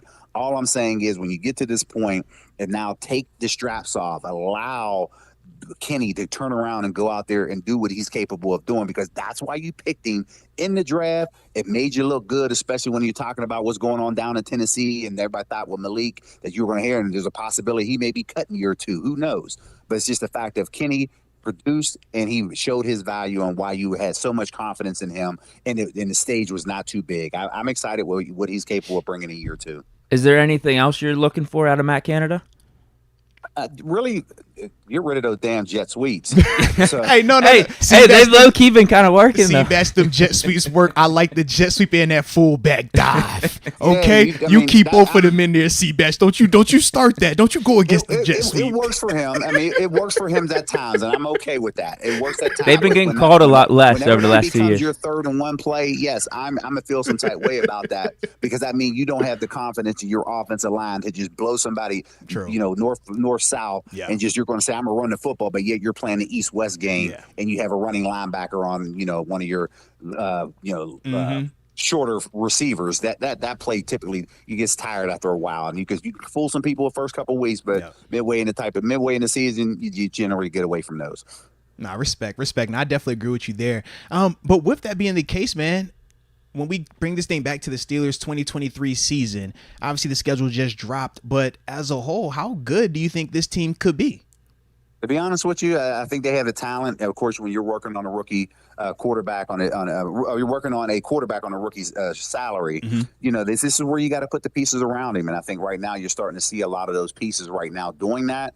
And they really have a 2-year run to be able to do it before you ultimately have to pay your quarterback. So the pieces are in place. It's just too hard for me right now to give a prediction because I have not laid eyes on a OTA practice. Yeah. I need to be there. I need to watch them for 10 practices. And then as they take it into training camp, get a feel for what's going on. So I honestly won't have an answer as it relates to what I think is going to happen until really we get the preseason game number 1. No, respect. Now, I know you brought up the comparisons of Ben going from year 1 to year 2 to Kenny. What do you think about this team, though? Because I'm looking at it, I'm seeing some flashes of that early Ben era, like 04-05, with us having a really good O-line now, or we should at least with all the improvements that we've made. We got a good running game, also a defense with blue chippers. Like back then, it was like Troy Polamalu, Joey Porter. Now we got Micah Fitzpatrick, TJ Watt. We've built everything up around them too. But then there's the young quarterback. Back then it was Ben. Now it's Kenny Pickett. Do you see this comparison too? Are you seeing the similarities? Yeah, I am seeing it. And I like what they're doing defensively. Of course, your money can be spread around a lot more.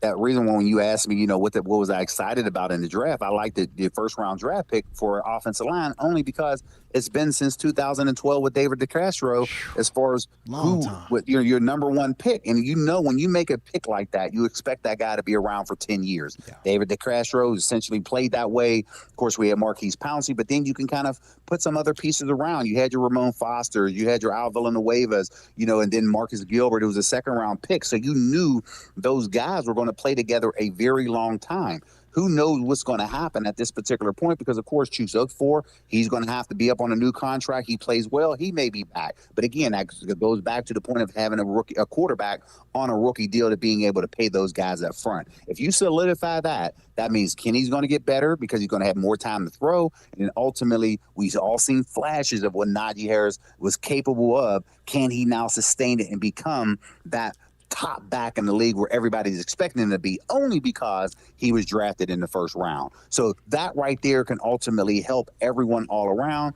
If you get the play action game going, guess who we can be talking about this season? At Freiermuth. Somebody that we have not talked about over the last couple of years only because we have not had a play action game. As talented as this guy is, we have to put him in position to make plays similar to what we saw with Heath Miller. And if that can happen, man, we'll be talking about Freiermuth and now starting to get away from Heath, and we're going to now start talking about Freiermuth. So I'm excited about that particular move for him. I like it. I like it, baby. I think we got some breaking news here. Andrew Filipponi reported that Mason Rudolph is re-signing with the Steelers. Do you have a reaction to that? I don't really have much reaction to it outside of the fact that that just shows that there wasn't much of a market for a market for him out there. And I think ultimately this is probably the last situation. But to be honest, we don't know what's going on behind the scenes and the conversations. I'm sure the Steelers probably were like, "Hey, we would love to have you back, but just not at the money that you was getting amount, that you were getting last year." So I would imagine when that deal comes out and the numbers come out, it probably would be for a vet deal to bring him back. Now, he does know the offense is capable of helping the young guy out. And I think ultimately if the system stayed the same as it relates to what Mike Tomlin's thought process is, he likes to keep 3 quarterbacks on the roster. And if that's the case, then that means Mason will possibly be inactive on game day, but at least he's on the roster. But I think right now you're probably half and half. 16 only keep 2, 16 only keeps 3 quarterbacks. So Mason's fortunate enough to at least come back here. But ultimately, I've been in that position before. Talk about it. As the veteran quarterback, they're going to say, yes, we appreciate you, but we love that nice new shiny toy that we have with the young guy, and we're going to give him every opportunity to beat you out. And then all of a sudden, in that third preseason game, they're going to say, oh, here, by the way, Mason, we want you to play the first half and prove to us that you can still play. Yeah. That's ultimately how he's going to make the roster by that third preseason game. Now, this one's a question to both of you guys. What happens to his number? Oh, that undrafted rookie took it. Tanner Morgan too. Yeah. I think that's going to be one of those ones that Pat, the equipment department is going to have to figure out. Hey, well, technically, we haven't seen Tanner in a game with this. They got to give Mason his number back, right? You got to give it back. Yeah. Oh man, it's possible, but hey, if they allocate it to somebody else, the rookie could come in here and say, "You want to know what? Everything is negotiable, and that includes number 2." So if you want to talk about that, we can talk about it. Hey, Mason, you did make 5 last year, right? Okay. I mean, hey, this number is definitely negotiable. It's definitely negotiable, man. I like that. That brings me back because I remember when I was a rookie in Detroit and I was 16 in college, and I remember getting to the Lions. And Jim Miller, former Steeler here, he was in Detroit, and he was like, "Hey, everything's negotiable." And I said, "Well, how much is it?" He was like, like $15,000. I said, "Well, 10 is free over here, and I will take 10." That's how I ended up in 10. Ironically, I beat him out that rookie year during training camp, and then ultimately 16 opened back up. I was like, "No, I'm gonna keep 10." And then once I got to Pittsburgh, Cordell Stewart was already 10, and that just sent me back to 16. So it allowed me to get back into my number. I like that. Well, the last one I got for you today, man, because you have been an absolute rock star, like you always are, man. That's why I always tell people, I'm like, yo, I follow C-Batch. He's the wave. I follow his movement, man. Whether it is as an alumni of multiple organizations, whether it's in the media field, whether it's in the community, you are a big dog and somebody that I always look up to, man. So I did want to just get a chance, man, for you to share a little bit about your foundation, the Best of the Batch Foundation, and some of the awesome stuff y'all got going on right now, man. No, I appreciate that. Yes, Best of the Batch Foundation. We are now 23 years old. Man, let's go. We're excited about that. And we actually serve 3,800 kids annually throughout 9 counties throughout southwestern Pennsylvania. And we are an educational foundation, and we focus mainly on our after-school programs and our STEAM programs. And we say STEAM instead of STEM because we include the arts, A for arts. And, man, a lot of our young kiddos, they love the arts element. And for us to be able to do what we're doing, of course, it takes a fantastic team, and we have that not only on our staff, but volunteers who believe in what we're doing. So we just truly appreciate all the sponsors, the partners who believe in the mission and the vision of the Best of the Batch Foundation. Now, the one thing that gets me excited is the fact that you've been over here in December the last couple of years, Moats, but we went from 5,300 square feet, and now we just expanded to 33,000 square feet. Let's go. And to be able to do this, and as you can see the kids' excitement when they walk in the building, they see the colors, it's bright, and it doesn't remind them of anything of school. And we actually have our STEAM program that we have sound studio, we have music creation, we have a dance studio, we have a gymnasium, we actually have a cafeteria, and we are bringing home economics back because they took it out of schools, and these kids don't know how to cook.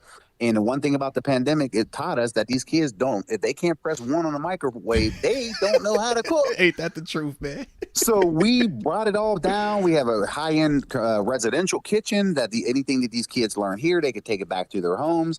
And we're just trying to take it back to basics and getting these kids to learn the basic survival skills.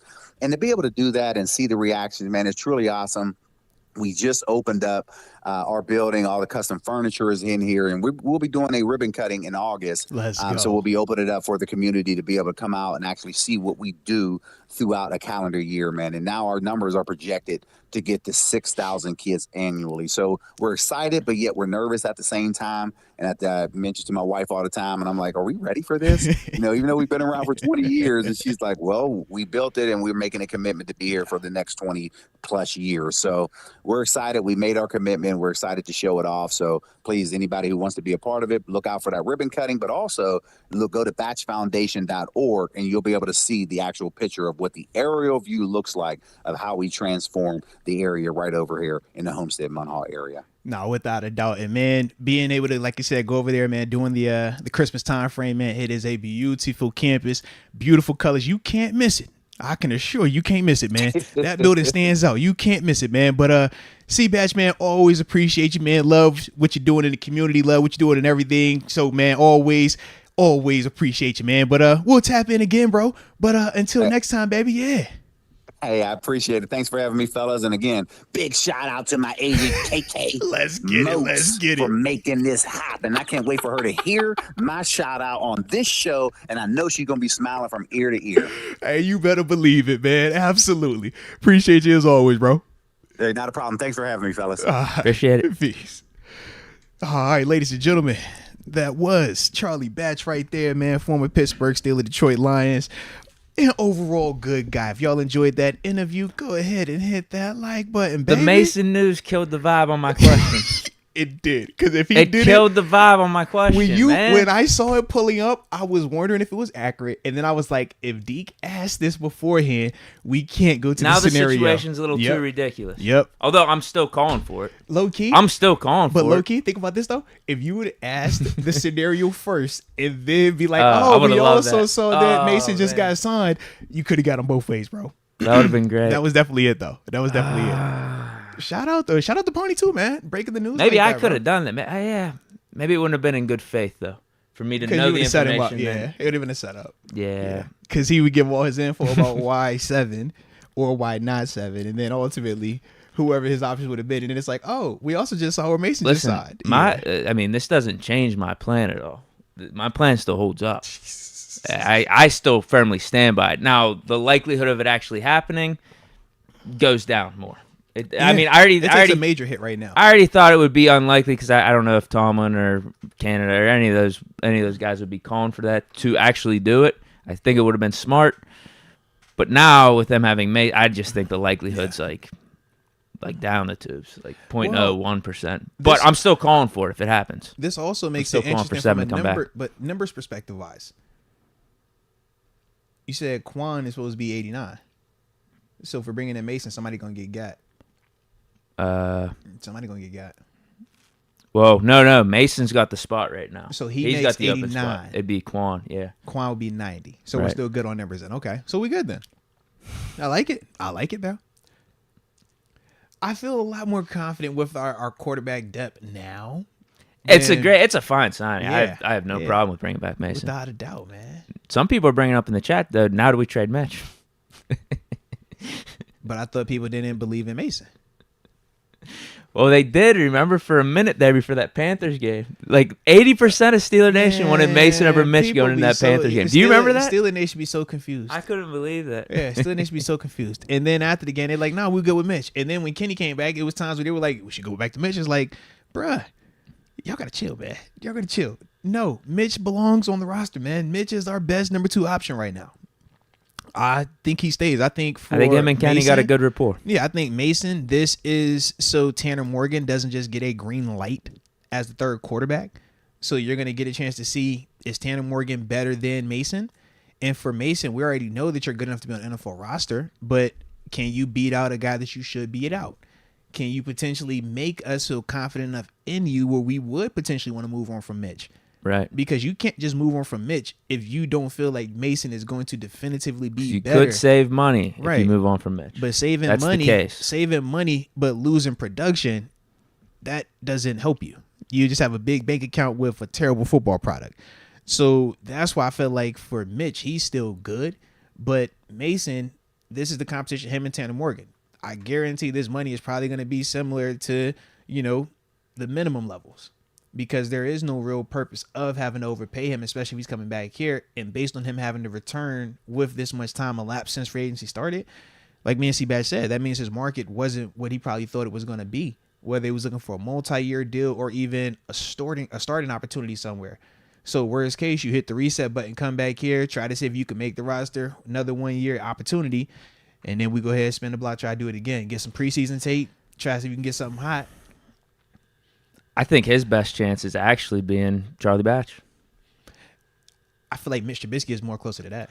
No, what I mean by this is, does Mitch next year try to hit the market, compete, whatnot? I don't think that's going to be available for Mason. Well, and what I'm saying is the reason why Mason can't be C-Batch yet is because C-Batch started in the league for multiple years. That's why I was like, I'm saying just being like our long-term backup at least. Well, that's what I'm saying. In order for him to be that, you first need to feel confident that he can actually start and run a team. And that's why I was saying I would personally do more so of looking at Mitch like that than looking at I agree Mason with you. I don't know if we'll be able to keep Mitch, though. True. That's you're going to be good. Because I think he's going to be just having a better market. Yeah, but think about with C-Batch, right? Part of that was C-Batch also deciding that I don't want to go back out there and pursue another it depends on what Mitch wants. Yeah. Right. So if Mitch says to himself, I want to just be here, because it's no different than right now. Couldn't Mitch right now say, I want to get off this roster? It hasn't happened yet. But he could, and he would definitely have a market. So I think of it like if he is comfortable and he likes it here, maybe he does turn into I'm that with you. long-term. Yeah, if I'm picking between the two, it's Mitch. Yeah, because Mason, sure. we still haven't seen Mason deliver a full season worth of like good play. Like we just haven't. When he got the opportunity that first year, or it was his second year, it's still like he never even got the full, season because we obviously did the whole thing with him and Duck. So I guess my thing is there's just bro. a lot of bad backups out there, and I'd put Mason probably in like the top half of these. Yeah, I just think the reason I say it like this: when C Badger's here, I don't think we were looking for a replacement at QB2. I feel like if Mason is here, every year we're going to be looking for a replacement at QB2. Right. You're always bringing some guy in the draft, probably. So I don't think of that as like a legitimate long-term answer. I think of that more so as just a yearly Band-Aid. I get you. Whereas C Batch was like, we felt confident that he could be that guy for, as long as he was. I get you. Yeah. Okay. What? Super chat. Wow. Yeah. Breaking news. Dude. Good timing, too. We had a quarterback perfect. We could. Sometimes when the universe want to hate on you, the universe spins the block and gives us some good energy, bro. Yeah, honestly. Because Deke saw some of the behind the scenes. Deke saw what was taking place in this place before we got this show up, Maybe bro. it turned out to be our best show ever. Low key, like the time, I'm like, bro, what he's Talked to Lev Bell, dropping? talked some Quan, Mason Rudolph. He gave me some on. Mad Canada, some. And this is what I love about him. I'm like, I can't talk quarterback like that. That's how I could talk linebacker, but it's like you got to be a quarterback that have played this thing at that level to see that type of stuff. Man. And don't forget, but that's what he saying. mentioned the sabotage. That was incredible. This is what I'm speaking on. Like he gave us detail of why he says that, not just sabotage. That was amazing. It's context, So that it was good though. Incredible, it was good, man. Shout out to C-Bash though, bro. Music to my ears. And he was going back in time too. He was talking about Ben's first game in his second year. Without a doubt. I remember that. That was against the Texans. He gave I that think. nostalgia, man. Yeah, it was. It was good. You low key should have asked him. That was great. You should have asked him, do he got anything left now? Batch? No. 7. Yeah, man, I should have done that. You were scared of it. You should have asked him. You definitely should have asked that, bro. We have him on tomorrow or Wednesday? I will. No. Next time we have him on, I'll ask. Yeah, I guess I missed it. He was like, "Yo, next time, just tell him pull back up, right? Just call it right back." Yeah. Yeah. Do you feel like Ben should have got a chance in 2022? Right. That's what I would. I would have liked to have heard that. Did the Steelers move on too soon from Ben? Yeah. Because you always hear that theory of, do you move on too soon or is it a year too late? What do you think happened with it? If you feel like, because he did say he felt that the part of them winning was him taking over in the fourth. You saw that. But part of the criticism on 7 that season was the fact that he couldn't do certain throws and he wasn't moving certain way for 3/4 of games until that ending part. So that would have been really good because obviously we all saw he couldn't Canada move. handcuffed him. Yeah, but you said he was hurt. He was hurt too. Right. His hip. Yeah, so his that's hip what I was gonna banged say. up. Like it would be good to know for C-Batch because he knows him better than any of us in terms of his movement and stuff like that. Was he still capable of doing that? Damn. Yeah, man, you dropped the ball, D. Come on, bro. Damn. It's the worst interview ever, man. We had a chance for it to be the best interview. Now it's the worst interview, bro. No one gonna like that interview no more. All because you left out that question, bro. I'm actually pissed. I just can't believe. I was just so happy he mentioned the sabotage. I know. I think that's what it was. Everybody was like, "Oh, well, whoa. Here, no, I gotta give myself credit here. In a way, not credit, but just think of the context of how we had the interview set up. I was gonna ask the Ben question at the very end, so we were gonna get to that of like, okay, you're the coach right now. Right. It's a Trey Lance and Jimmy G scenario for the Steelers, and Mitch and Kenny go down. Do you call up Ben? Yeah. To be your QB3, well, essentially the starter for the rest of the season. Right. I was gonna ask that, so we could have got into more Ben talk. And so, like, you dropped the ball, bro. Mason. No, it was Mason. Mason effed everything. You up. allowed Mason to F it up, man. Mason because you've never hopped on the Mason train as fast as you hopped on it right there to ask C-Batch that. You should have stuck with your script. I was being a reporter. You should, yeah, man. You lost sight. I told you though, in good faith, I just didn't feel like I could ask that Ben question without him knowing that information. Well, what would have been more important? Ask the 7 question and just can the Mason reaction until after the interview, or get the live C-Batch reaction to Mason signing here? I don't know. The quarterback to give his analysis. I don't know. You know what I'm saying? But we don't get the 7 question. I think actually I was a team player there. That was for the show. You were. It was way more because me, I would have preferred the Ben question. I'm with you. I would have preferred the Ben question. I thought you were going to go there. And I don't care about Mason, me personally, but I did the Mason question for the show. I definitely thought you were going there, bro. Charlie Batch's reaction to Mason Rudolph signing, I feel like that's something people are going to care more about than my QB3 theory. Well, because one's more hypothetical, whereas one is more like actually like. Yeah, the one I'm bringing up is not actually being talked about in the news or anything. Yeah. Which I do appreciate. But actually, I think I came out of this interview looking very well. Then. See, you should have just spent the block. So you look well nationally, but within the community, we looking at you sideways like, nah, Deke, that's not on brand for you. You're a 7 guy. You're not a Mason. I did it for the team. Let's give everybody some airtime. You know, next you're gonna be asked a question about Duck. You even talk to him. Oh, you see him? You know He's dating that country star. Yeah, the singer. Yeah, I did see that. In fact, wifey pointed out. She was like, "Hey, you see that? That's the whole." I was like, "Oh, it is him." Shout out to Duck. Yeah. Yeah, he's doing well for himself. Yeah, shout out to Duck, man. But man, you definitely missed the opportunity, though, bro. Well, let's have him back on. Or when's his little foundation? Whatever. I'll pull up for that. I'll help out. He just got to answer a few questions. Deep out of pocket. I'll pull up. He said, "I'm gonna pull up," but you gotta ask this question first, though. All right, bro. Did Ben still have it? Look, and see, I'll probably wear a wiretap too. I see him all the Did time. Ben still have it? I see him all the time. I'm like, yo, next time I see him, I'm like, look, like C-Batch, look, I know we about to go speak somewhere, combo, tandem, however we do, wherever we at. But I just want to let you know, man, you started something by giving the sabotage ammo and then walking out without having to answer a question about can he still do it.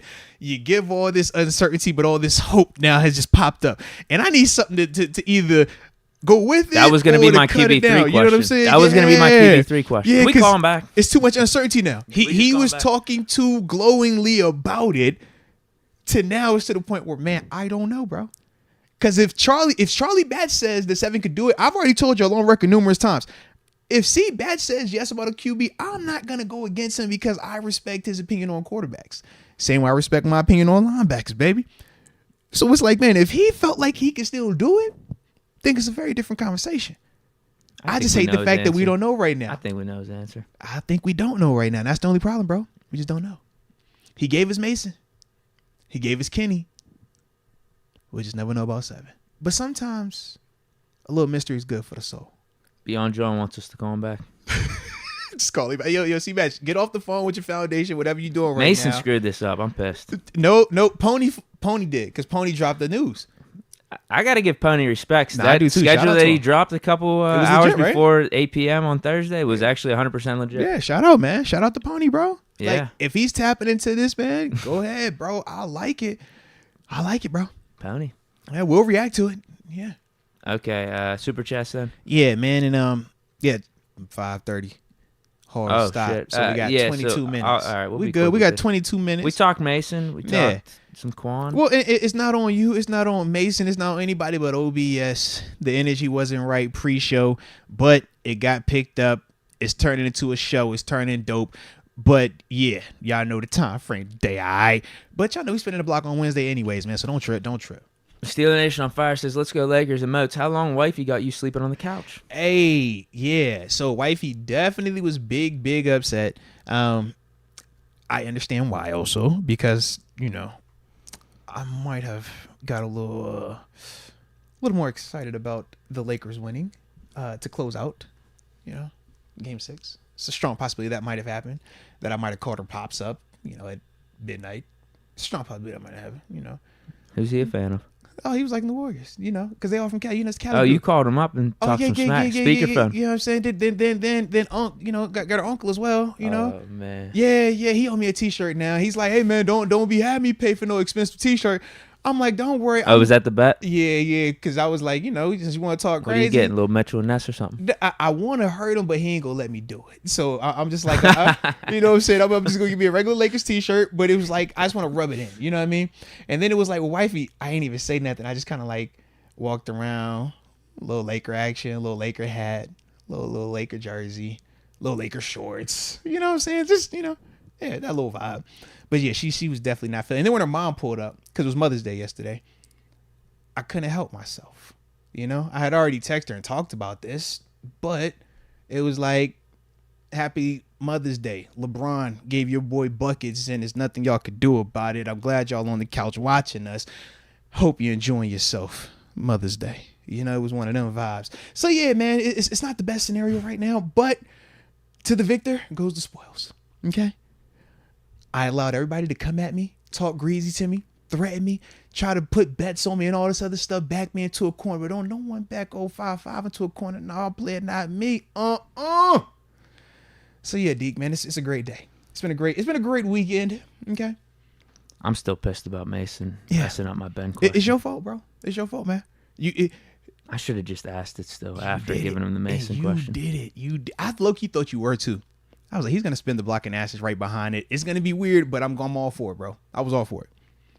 And you just like, you saw when at the end, I was like, yo, Deke, I ain't know if you was going to go cheetah or 7.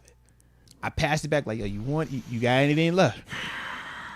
And Deke was like, nah, I'm good. He shut it down. He shut it down on me, man. Steeler Nation on fire. Lakers should start Mo Bamba with Davis. Do they even have Mo Bamba on the team? Yeah, Mo Bamba's up there. Yeah. Well, because the thing is this, man, and when they beat him in the bubble, they had JaVale McGee and Dwight Howard. So it was just you threw multiple bodies at Jokic. So that way AD didn't have to do it all again. Whereas now, no JaVale, no Dwight, your next legitimate guy with like size like that is Mo, but Mo's thin as heck. So that's why they were talking about whole like potentially put him out there, but he hasn't even like been dressing. But we know in the postseason, like, you'll do that. You know what I mean? Just for the matchup. So, yeah.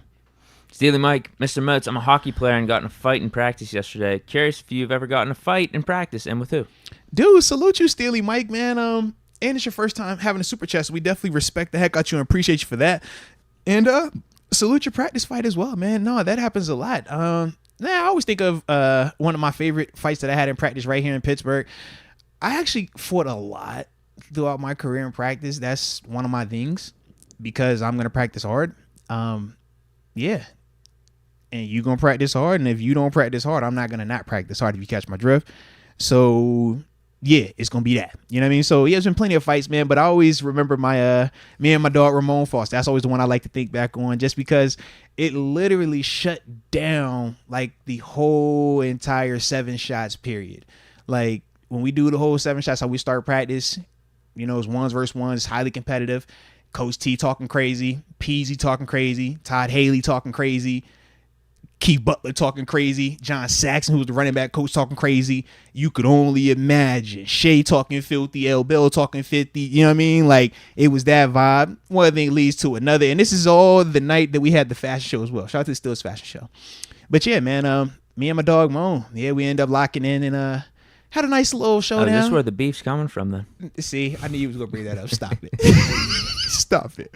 But no, man, there's a backstory. We had a nice little party. You know, had a little convo, a little aggressive negotiation, stuff like that. This is when I joke about Bud, and I'm like, yo, whenever it's time, like Bud's my guy because I know Bud's in there with me. You might not see like it's the crowd, it's furniture moving, 5-5 in here. Just know my dog 4-8 gonna be in there with me somewhere somehow. So yeah, man, that was that. Some coaches, you know, some coaches potentially got uncomfortable. It was a time. But then literally a couple hours later, we're all at the fashion show. Yeah, with our wives and our kids, like, all right, man, you want to squabble some more? Is everybody on good time right now, man? But turn everybody was on good time. So nobody had to get no furniture moving with the suits on, with the dress code. So everything worked out well. But that is the fight that I always think of, man, in terms of being here, bro. It was a fun time. But that's my dude. Like, love Mo, man. Mo was an awesome cat. But yeah, bro. The chat's starting to put 2 and 2 together here a little bit. Too. Oh, God. No, Mo's the homie. But that is where, you know, yeah, one of my more memorable ones in the profession.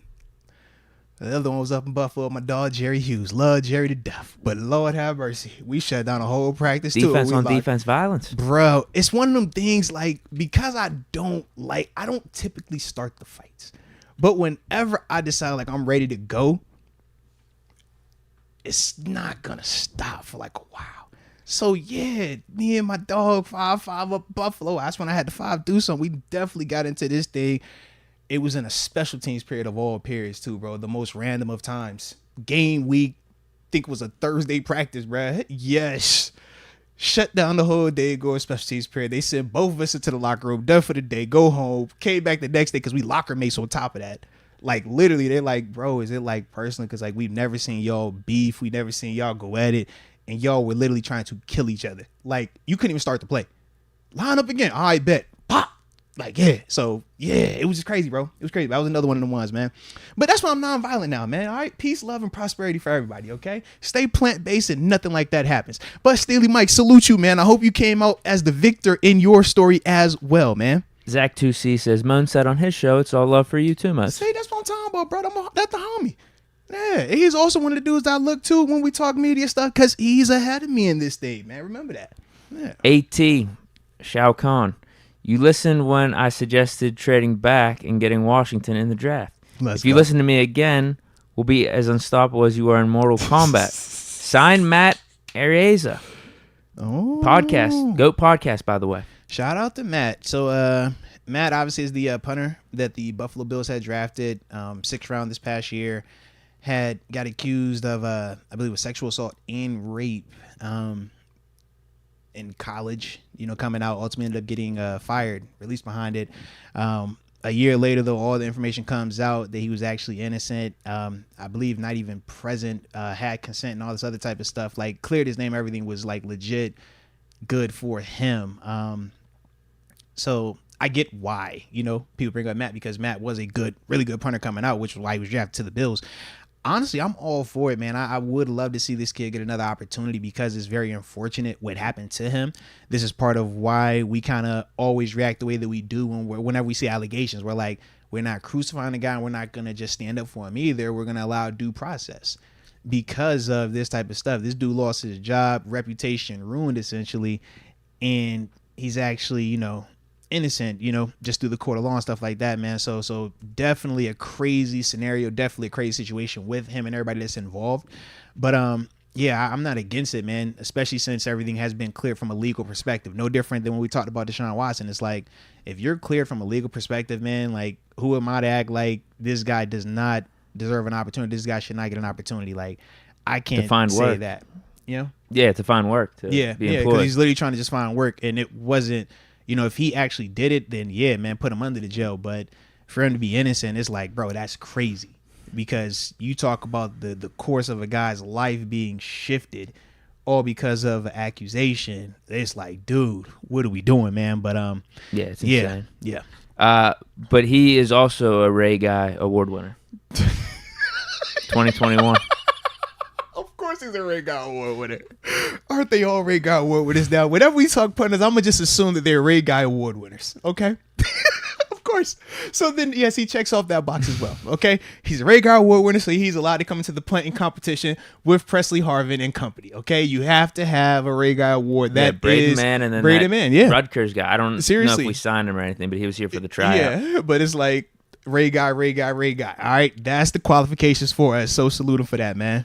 Steel Nation on fire. Should Steelers keep eyes on Willis and Dobbs for QB3? Didn't Dobbs side with the Browns? Yes, he did. Yeah, Dobbs is back in Cleveland. Willis has not been released, but I don't hate the idea. We've talked about that before in terms of him getting an opportunity. If he gets released by Tennessee, talking about just a young, very athletic, very talented guy, but very raw. We knew that was a part of when we were talking about him at Liberty, and what you were going to be getting if you brought him in. He needs time to develop. So if he's released, I don't hate it. If he's released, yeah, man, you can bring him in, let him compete with Mason, let him compete with Tanner Morgan. And if it makes sense, cool. Or you potentially try to stash him on a practice squad. I don't think it works. I think because of the talent, somebody's going to just pick him up as a flyer. You're seeing guys, obviously, was it Baker Mayfield? He's still getting signed places and other people, right?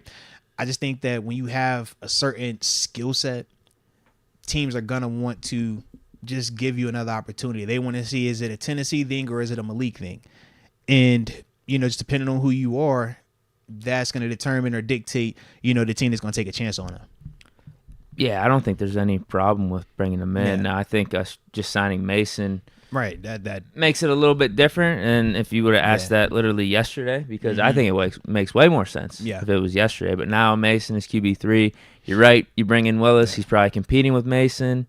I don't know if he beats him out just because of Mason knowing the playbook and being so familiar with the system.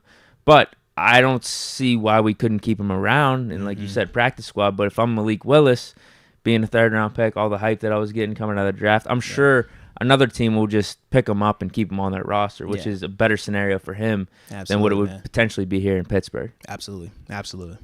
Official momentum. Yo, happy Monday. Hashtag Shout new out job. to official, man. Hashtag Jack Myers Jr. Let's go. Hey, I swear, I feel like I saw you on the gram or something this weekend, man. You posted something with your brother. I swear I feel like I saw something like that, bro. I could have been tripping, but I feel like I did. I could be tripping though, but I feel like I did see you with your brother. I might be tripping though, but I feel like I did. He also says, ask Bash about ambition and crave. Hashtag he's my brother. Ooh. See, we missed that one. Yeah, missed that, and also my question. Deke is really beating himself up right now, guys. I'm gonna ask you probably every time now. Can we just call it Batch real quick? Real quick question. When he was talking, I'm just like, why did you say that? Why C-Batch? Why you go there? What, the sabotage? Yeah, as soon as he started going, I just like, yo, it was why? incredible. I just put my head down like, why are we doing this? Don't stop. That was truly Just incredible. Stop it. And I couldn't. I was like, stop, cut it off. God, stop. Yeah. My man's just spitting facts. That's all I know. Just spitting facts. Everything I reported on over the last 2 years. I just confirmed. wish we could have got that final Absolutely nugget. confirmed. I just needed that final nugget, man. Richard Arbizo, see y'all week 6 versus the Rams. Hashtag takeover. Let's go. Yeah. Need that. Berg City 6-time champs. Deke, Moats, and Chuck. Blessings to be with you all. C-Batch, who am I? Fellow 412er, EMU, Yeah. host, teammate, friend, bro, Uber, LOL. Great to see you finally with Deke and Moats. Let's get it, man. We had, what was that, like a clue question there? I don't know. That definitely sounds like a clue, bro. Yeah. It's like a game show question. I low-key wish I should have asked him that. Huh. That's 3 questions we missed. Yeah. Or is he saying who is he? That's why I think we're supposed to say that to Batch, and Batch was supposed to guess who that was. Who would you say that is? I don't know, but he's saying he knows Batch, so maybe Batch would have known based off all those details. Got you. AJ Martinez, Yo Moats and Deke, Cheetah, Barbarian, and Stan. Shout out to the Cheetah. Got to shout out the Cheetah. Yeah. Mandatory. Next, Stan Clare says swear jar. Sorry. Oh, who dropped the swear? Wait. Did you drop a swear? Wait, does he do that at his house? Is that him? No. But if so, I like it. All right. I mean, I've sworn probably 3 or 4 times throughout this show today. But you did it after the 10-minute mark, so it's acceptable. Just as long Is as that the rule? Well, when I look around the YouTube world, I notice the people that bleep it out, they do it within that first 10 minutes, and then they let it fly after that. But it's something about the first 10 minutes of the stream. It's like if you can get through that part, you're good. So that's why typically you notice when we transition. I've been laying off the F-bombs. Well, I don't know if you peeped it, but I transitioned to like trying to do more of this. You doing stories, or we do the shout outs, or we do stuff to kind of like kill that first little window before we get into like the heavy stuff. Because who knows? You know, when we drop a Steelers or it's a 7 or it's a during the regular season, you know what I think all bets are off. Yeah. So that's why it's like let's ease into it with the shout outs. We ease into it with a story, ease into it with something funny, and then we tap it. Just a little behind the scenes, you know. Landon Bowling told you all the boys getting more airtime. I don't know what he's talking about. Oh, maybe he's talking about in terms of throwing it more. Because kind of how, like, C-Batch was saying with Kenny and his evolution, continuing to evolve. And he talked about how 7 in that second year was starting to do more and more. So, yeah. Stan Clare, who's bringing Bud Light to the tailgate? I thought we don't drink Bud. I thought we was anti-Bud Light, man. We ain't anti-Bud Light no more? I mean, I'm not bringing Bud Light. I'll bring Icy Lights. Listen, I'm good on the Bud Light, man. Probably some claws. A little bit more healthier. There we go. Can never go wrong with a claw. Yeah. Vodka. Mm-hmm. Berg City 6-time champions. I sent a question with Super Chat for Chuck. Yeah, that was the question. That had to be the it. same guy. Yeah, that had to be it. Dang. That definitely had to be it, bro. Now, we definitely apologize for that, man. I totally missed that one, man. He says, also, Chuck started the run of the MAC QBs in Pittsburgh. We had 4 at one time and the NFL. Mad respect, most true-to-self guy I know. Let's go, man. It's good to hear. I was trying to think, who are the other 2? Well, we had Ben. He said 4 of He them. said Steelers, but he also That's said what I was NFL. I mean, Byron Leftwich was in the league, too. He came to Pittsburgh, so that's 3. Marshall. I don't know who the other guy was. Is he talking about Chad Pennington? He came to Pittsburgh, though? No, he was Marshall. He was NFL, yeah. I don't know. Because he said Steelers and NFL. I don't know if Yeah. he's talking about both. Maybe or not. combining them. Yeah. Because when he said we had 4 at one time, maybe that's where he's saying 4 in the NFL at one time. It would But be those 4. Batch- It would definitely. Those are the confirmed. 4, right? Yeah. that's So it has to confirmed. be it. Yeah. But he's saying Seabass was the first guy of that group. Because he was before Leftwich and I think he was. Pennant. Yeah. Probably around that time. Yeah. Yeah. Because he's 98. Yeah. I think he was Pennington's the before only both those one. guys. Yeah, Pennington, Pennington's I the think. only one that flirts with it. I think Pennington and Leftwich. They were both early 2000s too. Okay. So yeah. Richard Arbiza, Sabotage 7 confirmed. Yes, sir. Well, it's been confirmed. I mean, case closed, but it's always nice to hear fellow Sabotage 7 when groupies say it, man. You just let that ride. Like respect. Also, we did skip. I did want to shout out Sean McCartney. He says shout out to Tatum. Jason Tatum scoring 51 points in Game 7. That is a NBA playoff Game 7 record. So salute him. Did pass Steph Curry. But yeah, man. Yeah. Berg City 6-time champ says, Deke, you may have a new favorite quarterback. QB 16. He was telling him what he needed to hear. He definitely earned brownie points. He in told my him QB everything book. he needed to hear. Deke was over here just a smile. That's all, Lord. Here you go. He done told him all the ammo that Deke done needed. See, Batch ain't got to never say nothing else. I didn't need any more. But Deke has everything he needs but it's now, just great man. to hear. It's truly great to hear. I didn't need any more, but I'm telling you, it's awesome to hear other people that know ball and know facts and know how that Ben's last season really played out. AJ Martinez, yo, much love and respect to all. Finals week trashed me. I'm sleeping now. Sleeping in Super Chatting. God bless you all. I will catch up with everyone Wednesday. Be safe. Hey, no, salute AJ, man, and hopefully he is having a nice nap. All right, got to recharge your battery, man. Got to take care of yourself before you can take care of others. So, salute Fisher you for that, Momentum AJ. says, don't forget to ask Charlie Batch, Moats. Moats. I don't know what the question was. Maybe about the ambition part. Oh, That it was was. early on. That had to be it. Yeah. Yeah, that's had to be it. I missed that one. That's on me. Dondre Zell, what's up with your boy Ja? Yeah, man, Ja tripping, bro. Obviously, he's a young guy, ton of money, big platform, but that excuse can only fly for so long. I mean, 23 or not, this is a second offense.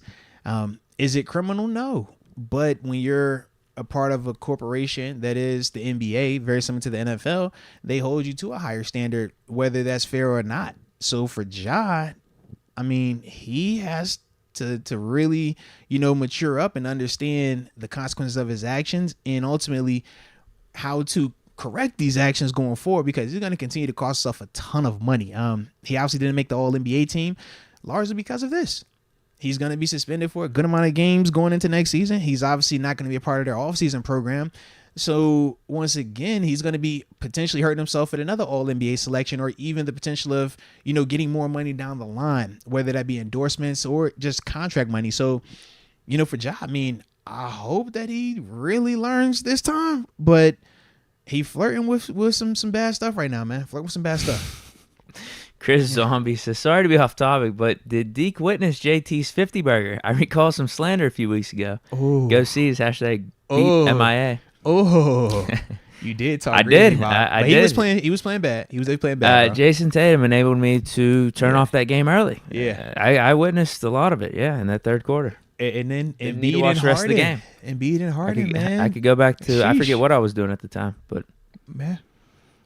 yeah, I only had to watch the third quarter. That was it. It was a great performance. All right, keep it up. Keep doing it.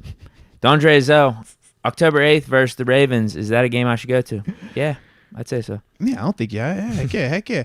We did have another one real quick. Let me tap in real quick. Felicia Beller, shout out to Felicia. She says, Moats, are you saying Landry Jones over Mason Rudolph in terms of the QB3 long-term option? I am not saying that. Okay, I'm not saying that.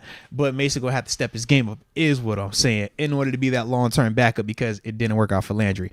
Also, we had Humong Yaz says, Deke, Omar just finalized the divorce papers. Hashtag no more Ben.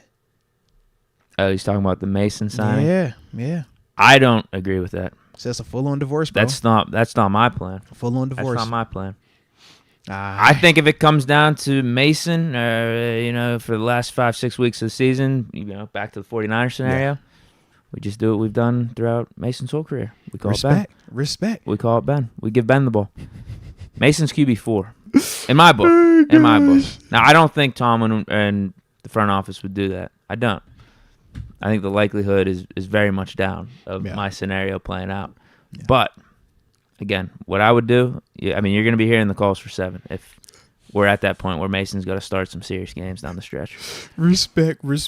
Well, it is 5:30, but I think we only got 2 supers left, so let's get these real quick. And then after that, man, we do got to tap out because I got the little man got his game tonight. Alrighty. Says I low-key feel bad for Dan Moore. I can see that, man. For Dan, man, he's going to have an opportunity to compete, though, right? We'll see what it looks like for him. Control what you can control. Just show up every single day, man. That's all you can do. Let the chips fall where they may after that. But don't defeat yourself before the season even starts because you pissed off they draft somebody in your position. Nah, bro, we ain't got time for that because it's one injury away. You're one play away. So you still lock in. You train just like you about to be the starter this year. And then after that, man, go out there and do what you do. But, yeah, definitely, you know, it's not the best situation. But that is the NFL, man. That is the NFL. All right, real quick one before we leave. Yeah. Dondre Zell, who do you see as the future face of this team? I mean, Kenny, if he develops because he's the quarterback, but I'm going to put my money on Pickens. And who you got, man? 8. I like it, man. I like it.